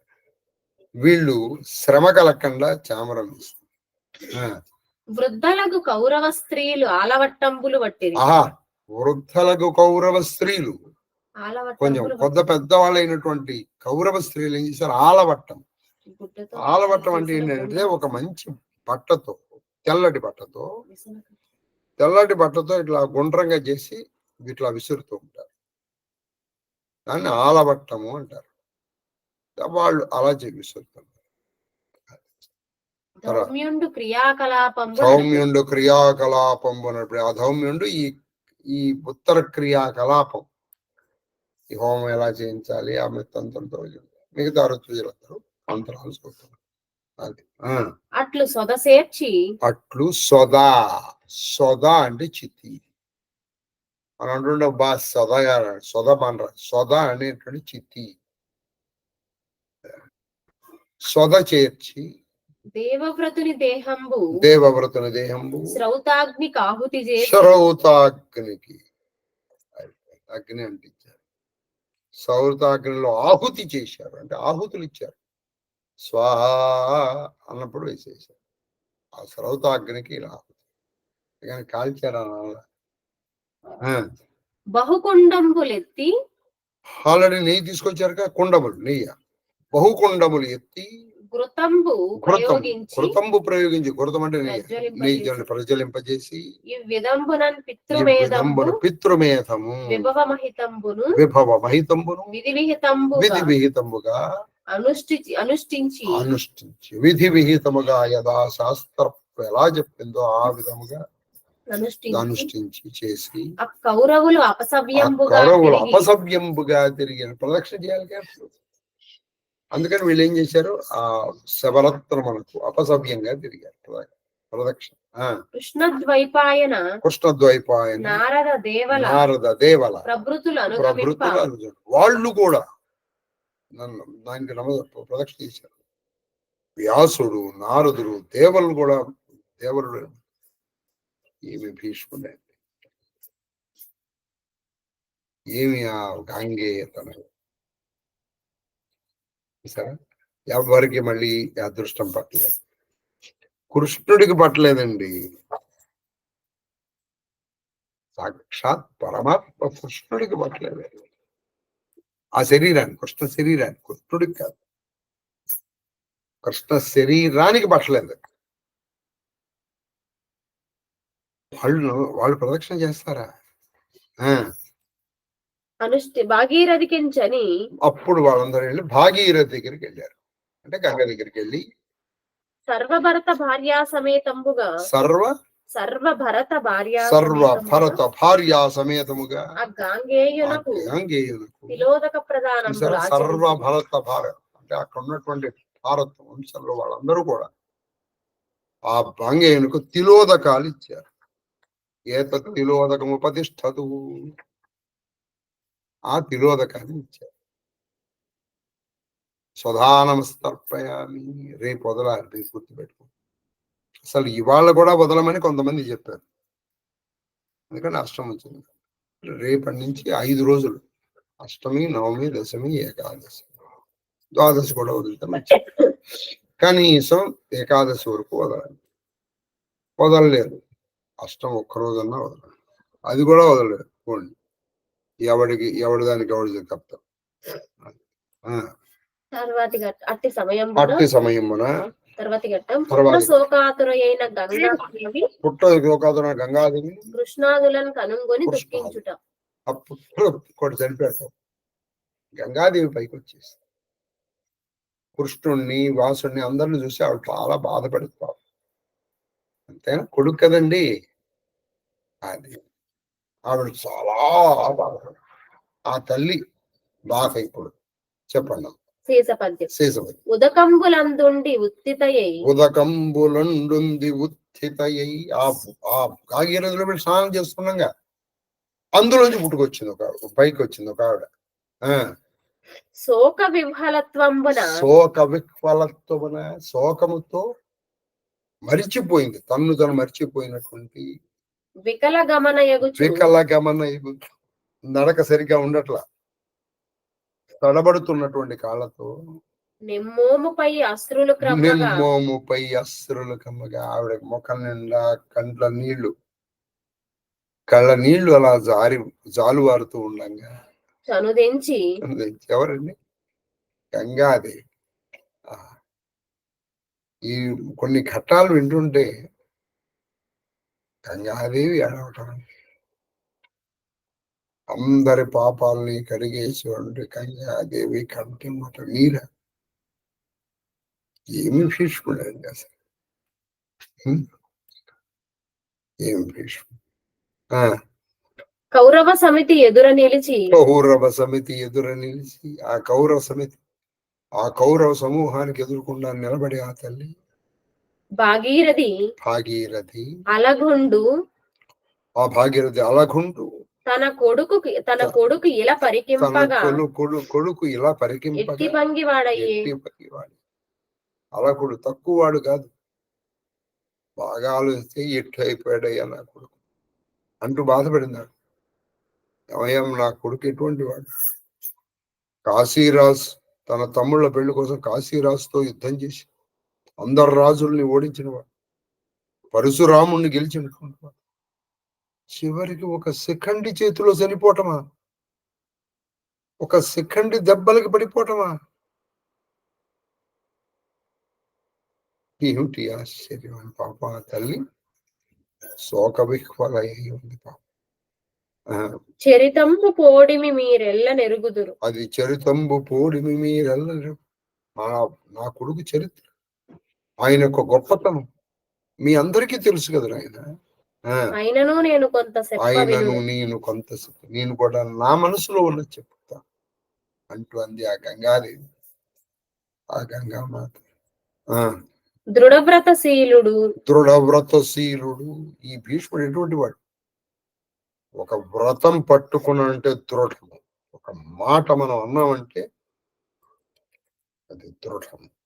అప్పుడే మాట అనాలి. మాట నిలబెట్టుకోలేని మనిషి కూడా ఒక మనిషే, వాడు శవముతో సమానం. చనిపోతే కాదండి మన శవం అయ్యేది. నువ్వు అన్న మాట నిలబెట్టుకోలేనప్పుడే నువ్వు శవం. ఏదో అన్నాను కానివ్వండి, అయిపోయింది, తీసే. కాబట్టి దృఢ వ్రతశీలుడు. 2 అమల బుద్ధి రాజవృత్తాడు. అమల బుద్ధి రాజవృత్తాడు. అమల బుద్ధి, ఆయన ఏ మాలిన్యము లేని బుద్ధి గలవాడు. రాజవృత్తాచుడు, రాజధర్మాన్ని చక్కగా పాటించేటువంటి వాడు. భూరి కృపుడు, మంచి దయగలిగిన వాడు నా కొడుకు. కార్య సంవేది, ఏ పని ఎప్పుడు ఎలా చెయ్యాలో బాగా తెలిసిన వాడు. పితృభక్తి దుర్యుడు, తండ్రి పట్ల ఎంత భక్తి అండి, ఎంత భక్తి! పితృభక్తి దుర్యుడు. ఆర్యసమ్మతుడు. పెద్దలందరూ కూడా భీష్ముడిని మెచ్చుకున్నారు అప్పట్లో. భీష్ముడు అంటే పెద్దల చేత కూడా గౌరవింపబడిన వాడు. విద్యా పరిశ్రమ గనుడు, చక్కటి విద్యలు అభ్యసించాడు. ధనుర్వేదమైన, వేదమైన, అనేకమైనటువంటి విద్యలు చక్కగా అభ్యసించి విద్యల్ని నేర్చుకోవడమే కాదు, నేర్చుకున్నది ఆచరణలో పెట్టినటువంటి మహానుభావులు. కాశీరాజ కన్యకులుగా పెనంగి వానిచే గాసియైరి భూవరులు. ఇది కాశీరాజ కన్యకులు అంబిక, అంబాలికలు తన తమ్ముళ్ళ కోసం తీసుకొచ్చేటప్పుడు ఆయనతో యుద్ధం చేసి ఈయన చేతిలో అందరూ దెబ్బలు తిన్నవాళ్లే కదా. ఈయనకి ఎదురు నిలిచి ప్రాణాలున్నవాడు ఎవడున్నాడు చెప్పండి? పలువురు అంబకై పూని వాని మహాబలంబు జామదగ్నుండు తెరలుప చాలా కరిగి. అంబ కోసం జమదగ్ని కొడుకు అయినటువంటి జామదగ్ని ఈయన ఎదుర్కొండా నిలబడగలిగాడా? అటువంటి ఆయన్ని కూడా నిశ్చేష్టుణ్ణి చేసేసి తన గురువు అయినప్పటికీ పరశురాముణ్ణి కదలలేక. పరశురాముడు ఎటువంటి వాడు? ఒకసారి కాదు, 2 సార్లు కాదు, 21 మార్లు దండెత్తి రాజుల రక్తంతో తన పితృదేవుడికి, తన తండ్రికి తర్పణం ఇచ్చినటువంటి వాడు. ఆయన ఆగిపోయాడు. చివరి కురుక్షేత్రంలో వాళ్ళిద్దరు యుద్ధం చేశారు. అది తర్వాత వచనం అని విలాపంబు చేసి ఇలా ఆయన గురించి చెప్పుకుంటూ ఆవిడ ఏడుస్తుంది. ఆ తల్లి, ఆ గంగామాత. వెండియు ఇంకా ఇలా అంటుంది ఆవిడ. అంతవాడు శిఖండి చేయనట్లగుట కనియు పెక్కులు పరియలు కాక ఉనికి కథన చేసి వజ్రమయంబు కాక నోపునని తలంచెదనాడెందమన్నలారా అన్నలారా అన్నలారా నా మనస్సు బహుశా దేవుడు రాళ్లతో కాదు నాన్న వజ్రంతో చేశాడు. ఎందుకమ్మా అదేంటి అలా అంటావంటే, అంతటి వాడు కాశీరాజు కోసం కూతుల కోసం అంతమంది రాజులు జయించిన వాడు, పరశురాముణ్ణి కూడా జయించినటువంటి వాడు, అటువంటి వాడు ఒక సెకండ్ చేతిలో పడిపోయి చనిపోవడం అన్న విషయం తెలిసిన తర్వాత కూడా నా మనసు ముక్కలు చెక్కలు కాలేదు, పర్యలు కాలేదు, ముక్కలు చెక్కలైపోవాలి. నా మనసు విరిగిపోవాలి, నేను సరిపోవాలి ముందర, అని సరిపోలేదు. కారణం నా మనసు వజ్రంతో చేసి ఉంటాడు బహుశా బ్రహ్మదేవుడు. రాళ్ళైనా పట్టిగా కొడితే విరుగుతాయి, వజ్రం విరగదు. బహుశా నా మనసు వజ్రంతో చేసి ఉంటుంది ఆయన అన్నలారా అని. అంటే పరమదీనంగా అన్నమాట బాబు. అని వగచిన గంగాదేవి దేవకీనందనుండి ఇట్లా ఇలా ఏడుస్తున్నటువంటి ఆవిడ ఇప్పుడు కృష్ణుడు ఇలా అంటున్నాడు ఆవిడ ఏమన్నారంటే, తర్వాతి ఘట్టం పుత్రమరణ దుఃఖిత గంగను కృష్ణద్వైపాయనుడు దేవకీనందుడు కృష్ణద్వైపాయనుడు అంటే వ్యాసుడు వీళ్ళిద్దరూ కలిసి ఆవిడని ఊరడిస్తున్నారు. అమ్మా బాధపడమాక, నువ్వు ఏమిటనుకుంటున్నావు, నువ్వు కూడా బాధపడ్డాయి అంటమ్మా.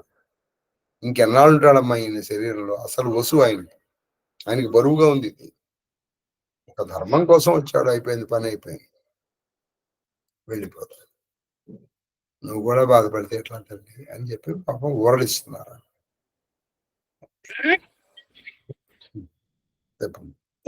నీవు శోకంబు తక్కువ అమ్మా, నువ్వు నీ శోకాన్ని దుఃఖాన్ని వదులుకో.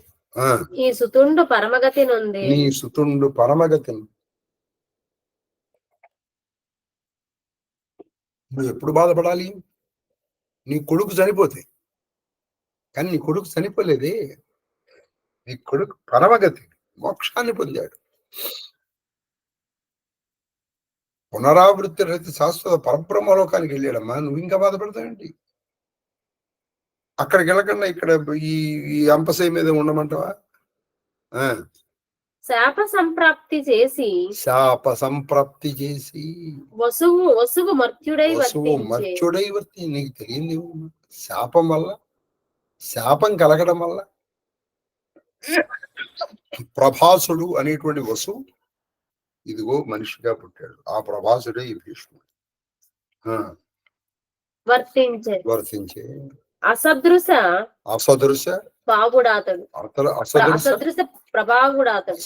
ప్రభావుడు. ఆయన ప్రభావము సాటి లేదు, ఆయనకి సాటి ఎవరు లేరు, ఆయనకి పోటీ ఎవరు, ఆయనంతట మేటి ఆయనే. వగపేల దేవి నీకెందుకమ్మా దుఃఖం? ఆయన స్థితికి ఆయన వెళ్ళిపోతే నువ్వు బాధపడతావేంటమ్మా? ఇప్పుడు ఎవడైనా వాడి స్థితికి వాడు వెళ్ళిపోతే నువ్వు బాధపడటం ఎందుకు? చంపకమాల అతని శిఖండి ఏలా అమరాధిపుడు సమయింపజాలు. అమ్మ శిఖండి చేతిలో ఆయన చనిపోయాడా? ఏమిటమ్మా నువ్వు అంటున్నావు? శిఖండి కాదమ్మా, సాక్షాత్తు ఇంద్రుడే వచ్చిన ఆయన్ని సంహరించగలడా? నీకు తెలియందా తల్లి? ఆ భీష్ముడు తనంతట తను పడిపోయాడు. అందుకే 10వ రోజున ఎవరే రాడేంట్రా, ఎవరే తీసుకుని రారా, వాడికి వెంటలెక్కుతుంది బాబు. ఎందుకని వీడు ప్రతిరోజు ఎంత మాట అన్నాడండి. ఒక రోజున వెళ్ళి నువ్వు మానేస్తే కర్ణుడు వస్తాడు అంటే ఆల్మోస్ట్ అతన్ని ఉద్యోగం నుంచి పీకేసినట్టే. నువ్వు మానేసే, రేపటి నుంచి నువ్వు యుద్ధానికి రామాక, నువ్వు రాకుండా ఉంటే కర్ణుడు వస్తాడు, కర్ణుడు వస్తే నాకు జయం కలుగుతున్నాడు ఈ దుర్యోధన. అన్ని మాటలు పడి ఆయనకి విసుగొచ్చేసింది.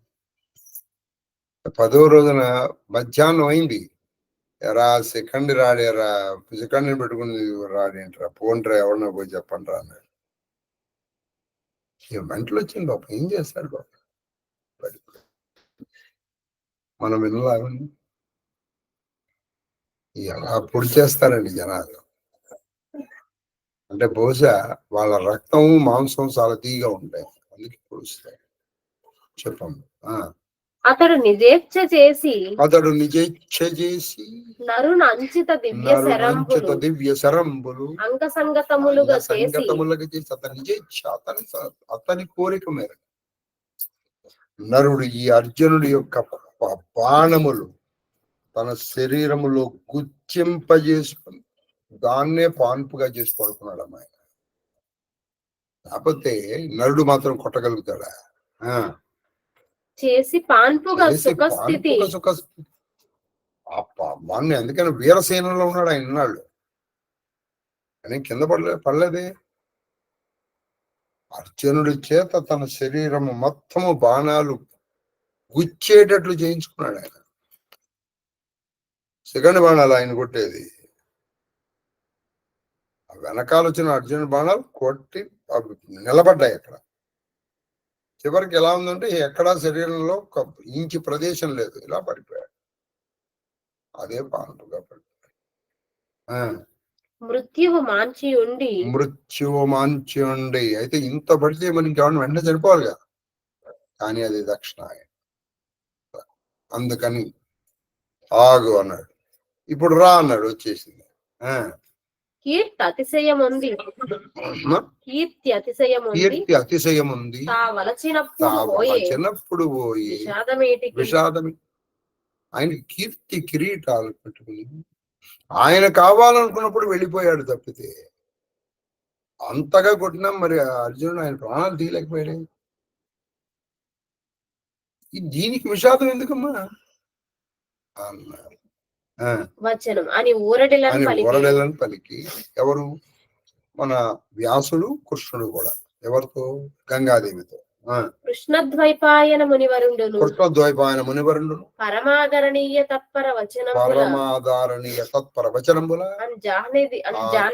జాహ్నవీదేవికి ఆనందం ఆపాదించి పరమ మంచి చాలా గౌరవము, ప్రేమ, సత్యమైనటువంటి మాటలతో ఆ జాహ్నవీదేవిని ఊరడించి, అమ్మ నీ అంతటి దాన్ని నువ్వు బాధపడచ్చా అమ్మ అని చెప్పి తదనంతరంబ ఆత్మీయ సలిల సాంగత్యమునందు మందాకిని చేత కృష్ణాదులు జనపతులను అనుజ్ఞాతులు ఆశీర్వాద ప్రీతులునై మునులను తోడ నడవ అది వెడలిరని అని ఆడు చాలా ఊరడిల్లి మళ్ళీ నీళ్లలోకి వెళ్ళిపోతున్నటువంటి ఆ గంగాదేవి ఆశీర్వచనాలు అక్కడ ఉన్నటువంటి వాళ్ళందరూ కృష్ణద్వైపాయనుడు ఉన్నారు. ఆ జనపతులు అందరూ తీసుకుని ఆ మునులు వాళ్ళందరూ నడుస్తూ ఉండగా వీళ్ళు తిరిగి మళ్ళీ అయిపోయింది, ఇక్కడ పని అయిపోయింది, కరీనగరానికి వెళుతున్నారు. ఆనుశాసిక పూర్వం అటువంటి భీష్ముడికి వెళ్ళిపోయిన అటువంటి భీష్ముడి గురించి నాలాంటి ఒక అల్పుడు,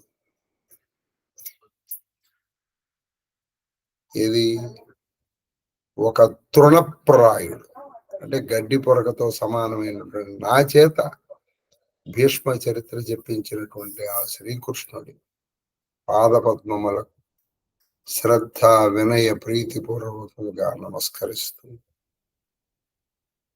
ఈ చెప్పనంలో ఏదైనా పొరపాట్లు జరిగి ఉంటే తత్ఫలితము నాకు మాత్రమే కలిగి చదువరులకు కానీ వినేవాళ్ళకు కానీ రాకుండా ఇందులో ఉన్న మంచి యావత్ శివపరివారమునకు కలుగుగాక.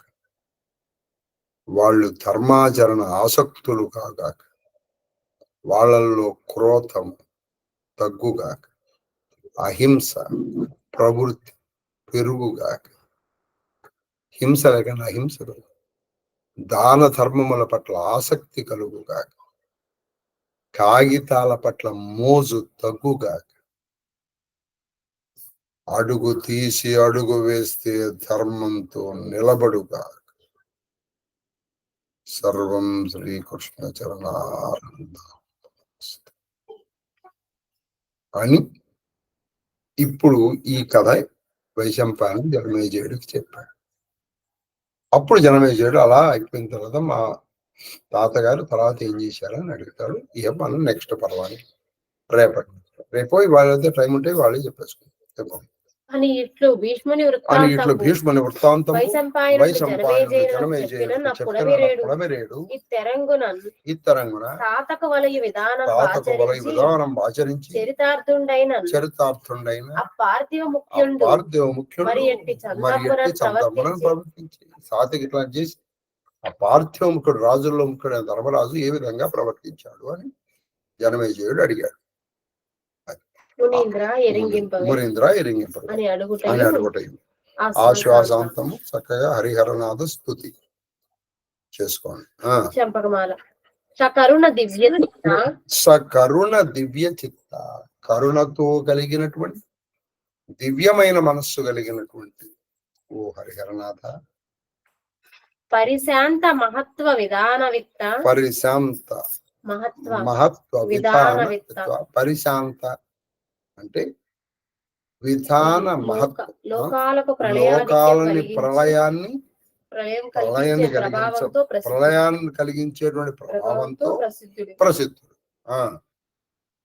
నిర్వికృత విలాస హృదయ నిర్వికృత అంటే షడ్భావ వికారం అంటే పుట్టటము, పెరగటము, లేదా కామ క్రోధ లోప మద మోహమాత్సర్యాలు, ఆ వికారములు ఏవీ లేకుండా వెలిగిపోతున్నటువంటి వాళ్ళ. తర్వాత శృతి విస్తర విస్ఫురణైక విద్య. శృతి కేవలము వేదముల చేత వేదాంగముల చేత తెలియబడేటువంటి వాడ. పావక బహుభవ్య నామ. పావకము నీ నామాలు ఎటువంటివంటే పవిత్రములు చేసేటువంటి నామాలు. ఆ నామాలు మనం పలికితే మనం పవిత్రులం అవుతాం. పవిత్రులు చేసే నామాలు కలిగిన వాడ. పరివర్తన సంక్షయ దూరధామ. పరివర్తన సంక్షయ దూరధామ అంటే పరివర్తన పెరగడం, సంక్షయ తగ్గడం అంటే పెరగడం లేదు, తగ్గడం లేదు. నిత్యుడమైన నిత్యము అనే స్వరూపు కలవాడ. విశ్వకలిత తోషణ అంటే ఈ లోకములన్నిటినీ లోకంలో తెలియబడేటువంటి అంటే ఆనందమే నీ స్వరూపం. సుభగ సాత్యవతేయ అంటే నీ వైభవం చెప్పాలంటే కేవలము వ్యాసుడు లాంటి వాళ్ళే చెప్పాలయ్యా అన్న. తర్వాత సత్సేవ్య చరణ అంటే సత్పురుషుల చేత సేవింపబడేటువంటి పాద పద్మములు కలిగినటువంటి వాడా. శమవద్వాత్సల్యాభరణ. నువ్వు శమము, దమము, వాత్సల్యము నీ ఆభరణములుగా కలిగిన వాడా. ధర్మతత్వోద్ధరణ అంటే ధర్మతత్వము ఉద్ధరించేటువంటి వాడా. కృత్సంగక భక్తిక దురితోత్సారణ ధుర్య దృక్మయూక విసరణ అంటే కృత్సంగ భక్తి. హృత్సంగము అంటే హృదయమందు పాదుకున్న భక్తి, బాగా నాటుకుపోయినటువంటి భక్తి. కలవారణ యొక్క అది హృదయం బాగా నాటుకున్నటువంటి భక్తి ఎవరి దగ్గర ఉందో వాళ్ళ యొక్క దురితోత్సారణము నుండి పాపములను ఉత్సారణ తొలగదోసేటువంటి వాడ. అంటే నీ దగ్గర పాపం చేసావు కానీ ఆయన బదులు భక్తి ఉంది, ఆ పాపాలను ఆయన దూషేస్తాడు. దృక్మయూక విసరణ అంటే నువ్వు చూపులు అనేటువంటి కిరణాలు అంటే నీ చూపులను వెళుతున్నావు. నీ చూపులు చాలు మమ్మల్ని రక్షించాలని. తర్వాత మాలినీపద్యం. మాలినీపద్యం. స్మయ విరహిత పూజ్య. స్మయ విరహిత పూజ్య. స్మయ అంటే అహంకారము. స్మయం అంటే అహంకారం. నువ్వు ఎవరి పూజల్ని స్వీకరిస్తావు? అహంకార రహితులు. అందుకే భీష్ముడు కోరుకున్నట్టే నేను కోరుకున్నాను. మరి మీరు ఎవరెవరు ఉంటారు? అహంకారము, అహంభావము, ఆభిజాత్యము నశించుగాక. అందరి అభివృద్ధి మీరు కోరుకొందురుగాక. మీలో అహింస పెరుగుగాక. మీలో దాన ధర్మముల పట్ల ఆసక్తి పెరుగుగాక. మనకి దెబ్బ తగిలితే మనం ఎలా బాధపడతామో మన శత్రువుకి దెబ్బ తగిలిన అలా బాధపడేటువంటి మనస్సు మీకు రాగాక. మీలో శత్రుత్వ భావనను అంతరించుగాక. ఒకళ్ళ పట్ల శత్రుత్వం, ఇంకోళ్ళ పట్ల మిత్రత్వం, ఇటువంటి భావాలు పోయి ఉండుగాక. అందరినీ ఒకేలాగా చూడుగాక. తర్వాత మంత్ర గీతాదిరాజ్య. మంత్ర గీతాదిరాజ్య. మంత్ర గీతాదిరాజ్య అంటే మంత్రముల గీతములు చేస్తుంది. గానం చేయడం అంటే మంత్రములు మననం చేయడం అనేటువంటి గొప్ప రాజ్యం ఇది. నయన హిమగు సూర్య. నయన హిమగు సూర్య అంటే ఏంటి? నీ కళ్ళు చంద్రుడు చంద్రుడు కొన్ని కళ్ళుగా కలిగిన వాడ. నైష్టిక క్షేమధుర్య. నైష్టిక క్షేమధుర్య.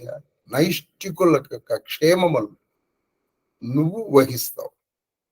వాళ్ళ క్షేమం గురించి వాళ్ళు చూసుకోకల్లా.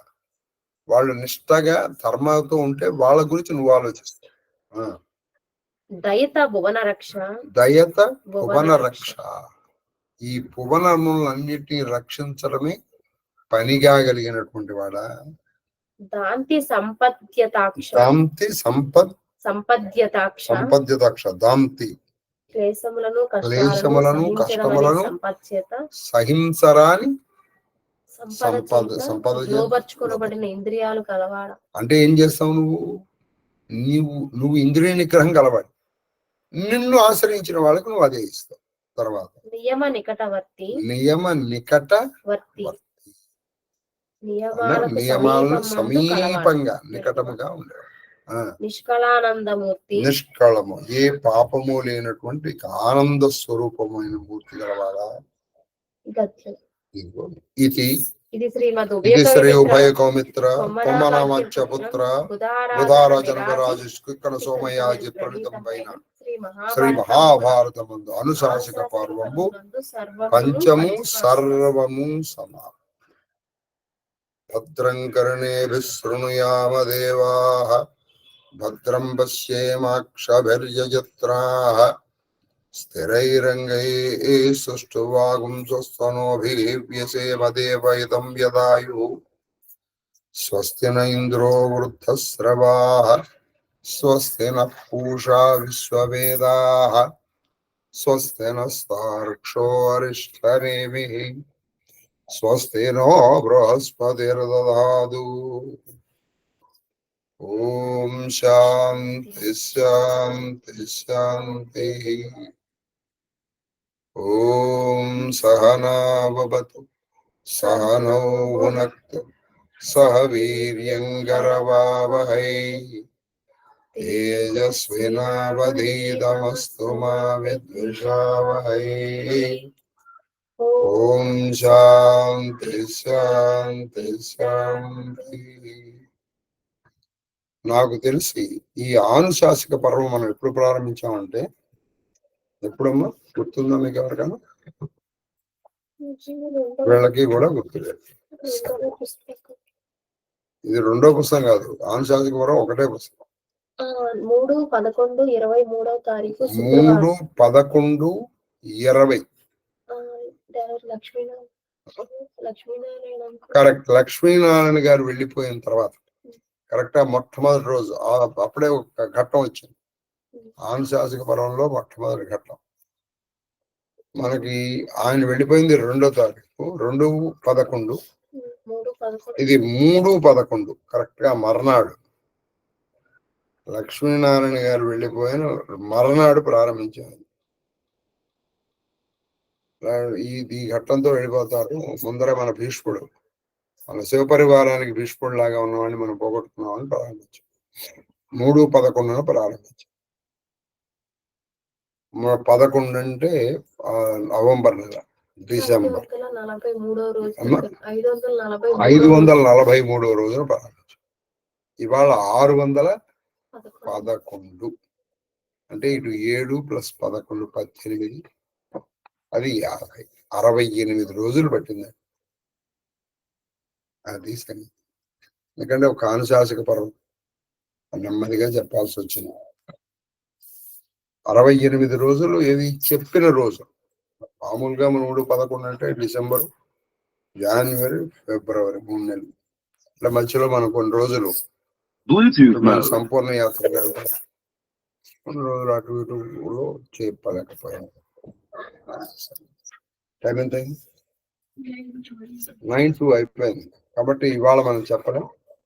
రేపు మనం కొత్త పర్వాలు, చాలా 5 పర్వాలు ఉన్నాయి. ఇంకా ఈ 5 పర్వాల్లో నేను అనుకుంటాను ఇవాళ 16వ తారీఖు కాబట్టి మేము కురుక్షేత్రానికి వెళ్తున్నాం 26వ తారీఖు.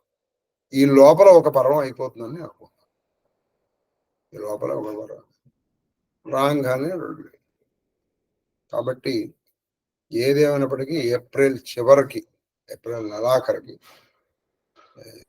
అయిపోతుంది ఉండవచ్చు. 611 మనం అనుకున్నాం 650, 625 నుంచి 650 ఎపిసోడ్ల మధ్యలో మొత్తం మహాభారతం పూర్తయింది.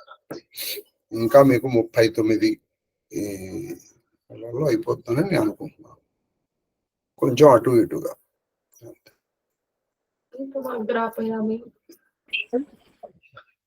సాక్షాత్ దీపం దర్శయామి. ధూపదీపానంతరం శుద్ధాచమనీయం సమర్పయామి. నైవేద్యం ఓం భూర్భువస్వః సర్వచైతన్య రూపాంతమాద్యాం విద్యాం చ ధీమహి బుద్ధి జ్ఞాన ప్రచోదయాత్. ప్రోక్షాం పరిశించ పరతంత్రాసత్యేన పరిశించామి. షోడశ సహస్ర భార్యా సమేత అష్టపట్ట మహర్షి పుత్ర పౌత్ర పరివేష్టిత శ్రీకృష్ణ పరమాత్మనే నమో నమః. మధురఫలాన్ నివేదయామి. ఓం ప్రాణాయ స్వాహ, ఓం అపానాయ స్వాహ, ఓం వ్యానాయ స్వాహ, ఓం ఉదానాయ స్వాహ, ఓం సమానాయ స్వాహ, ఓం బ్రహ్మణే స్వాహ. మధ్య మధ్య పానీయం సమర్పయామి. హస్తో ప్రక్షాళయామి, పాదో ప్రక్షాళయామి, ముఖ ప్రక్షాళనం సమర్పయామి. తాంబూలం సమర్పయామి.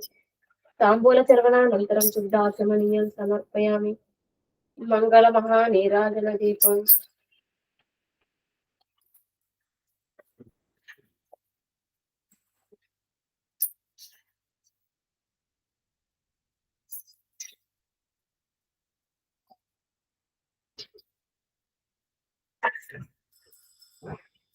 శ్రీకృష్ణ యదుభూషణ నరసఖా శృంగార రత్నాకర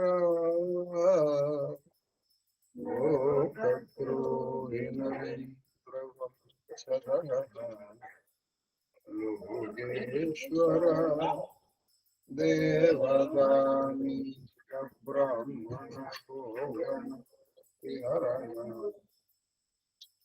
నిర్వాణ సంధాయక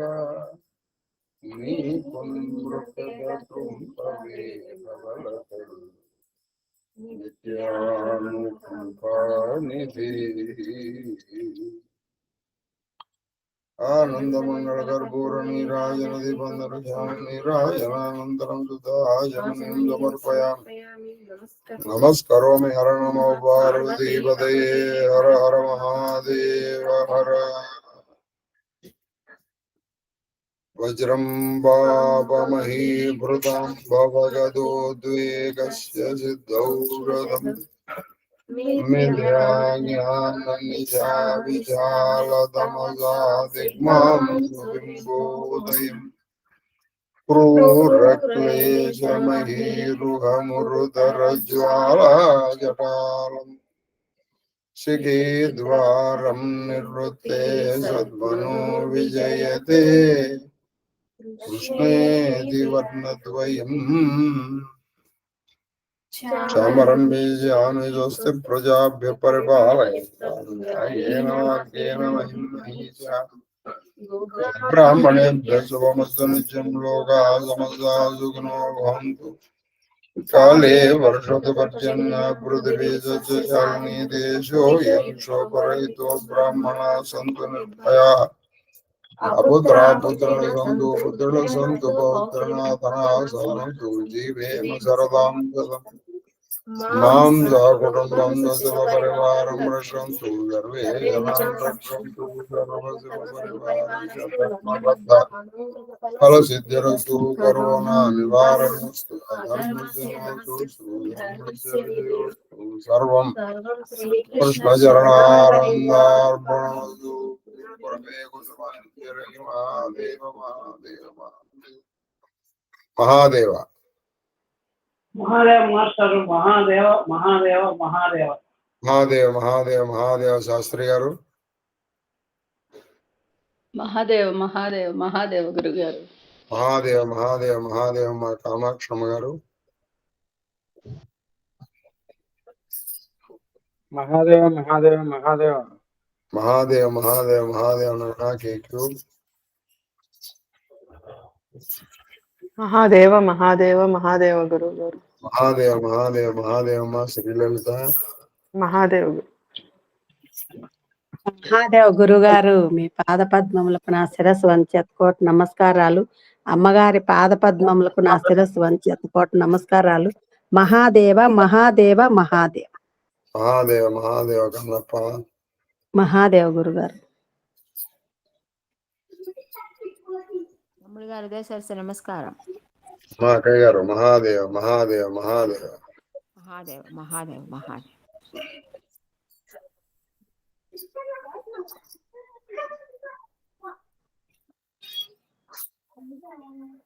గురుగారు మహాదేవ. చెప్పమ్మా. ఇప్పుడు ఈయన చిరంజీవుల్లోకి రాలేదా గురుగారు? ఈయన అశ్వత్థామ, అదం వ్యాసుడు, హనుమంతుడు వీళ్ళంతా చనిపోయాడు కమ్మా, చనిపోయాడు. ఆహా, ఆయన అలా. అవును చేసాము, అంతా ఉందిగా చూసాంగా. అందుకు రారేమో కదా. కాదు మహాదేవ మహాదేవ గురుగారు మహాదేవ మహాదేవ మహాదేవ మహాదేవ హిమక్క మహాదేవ గురు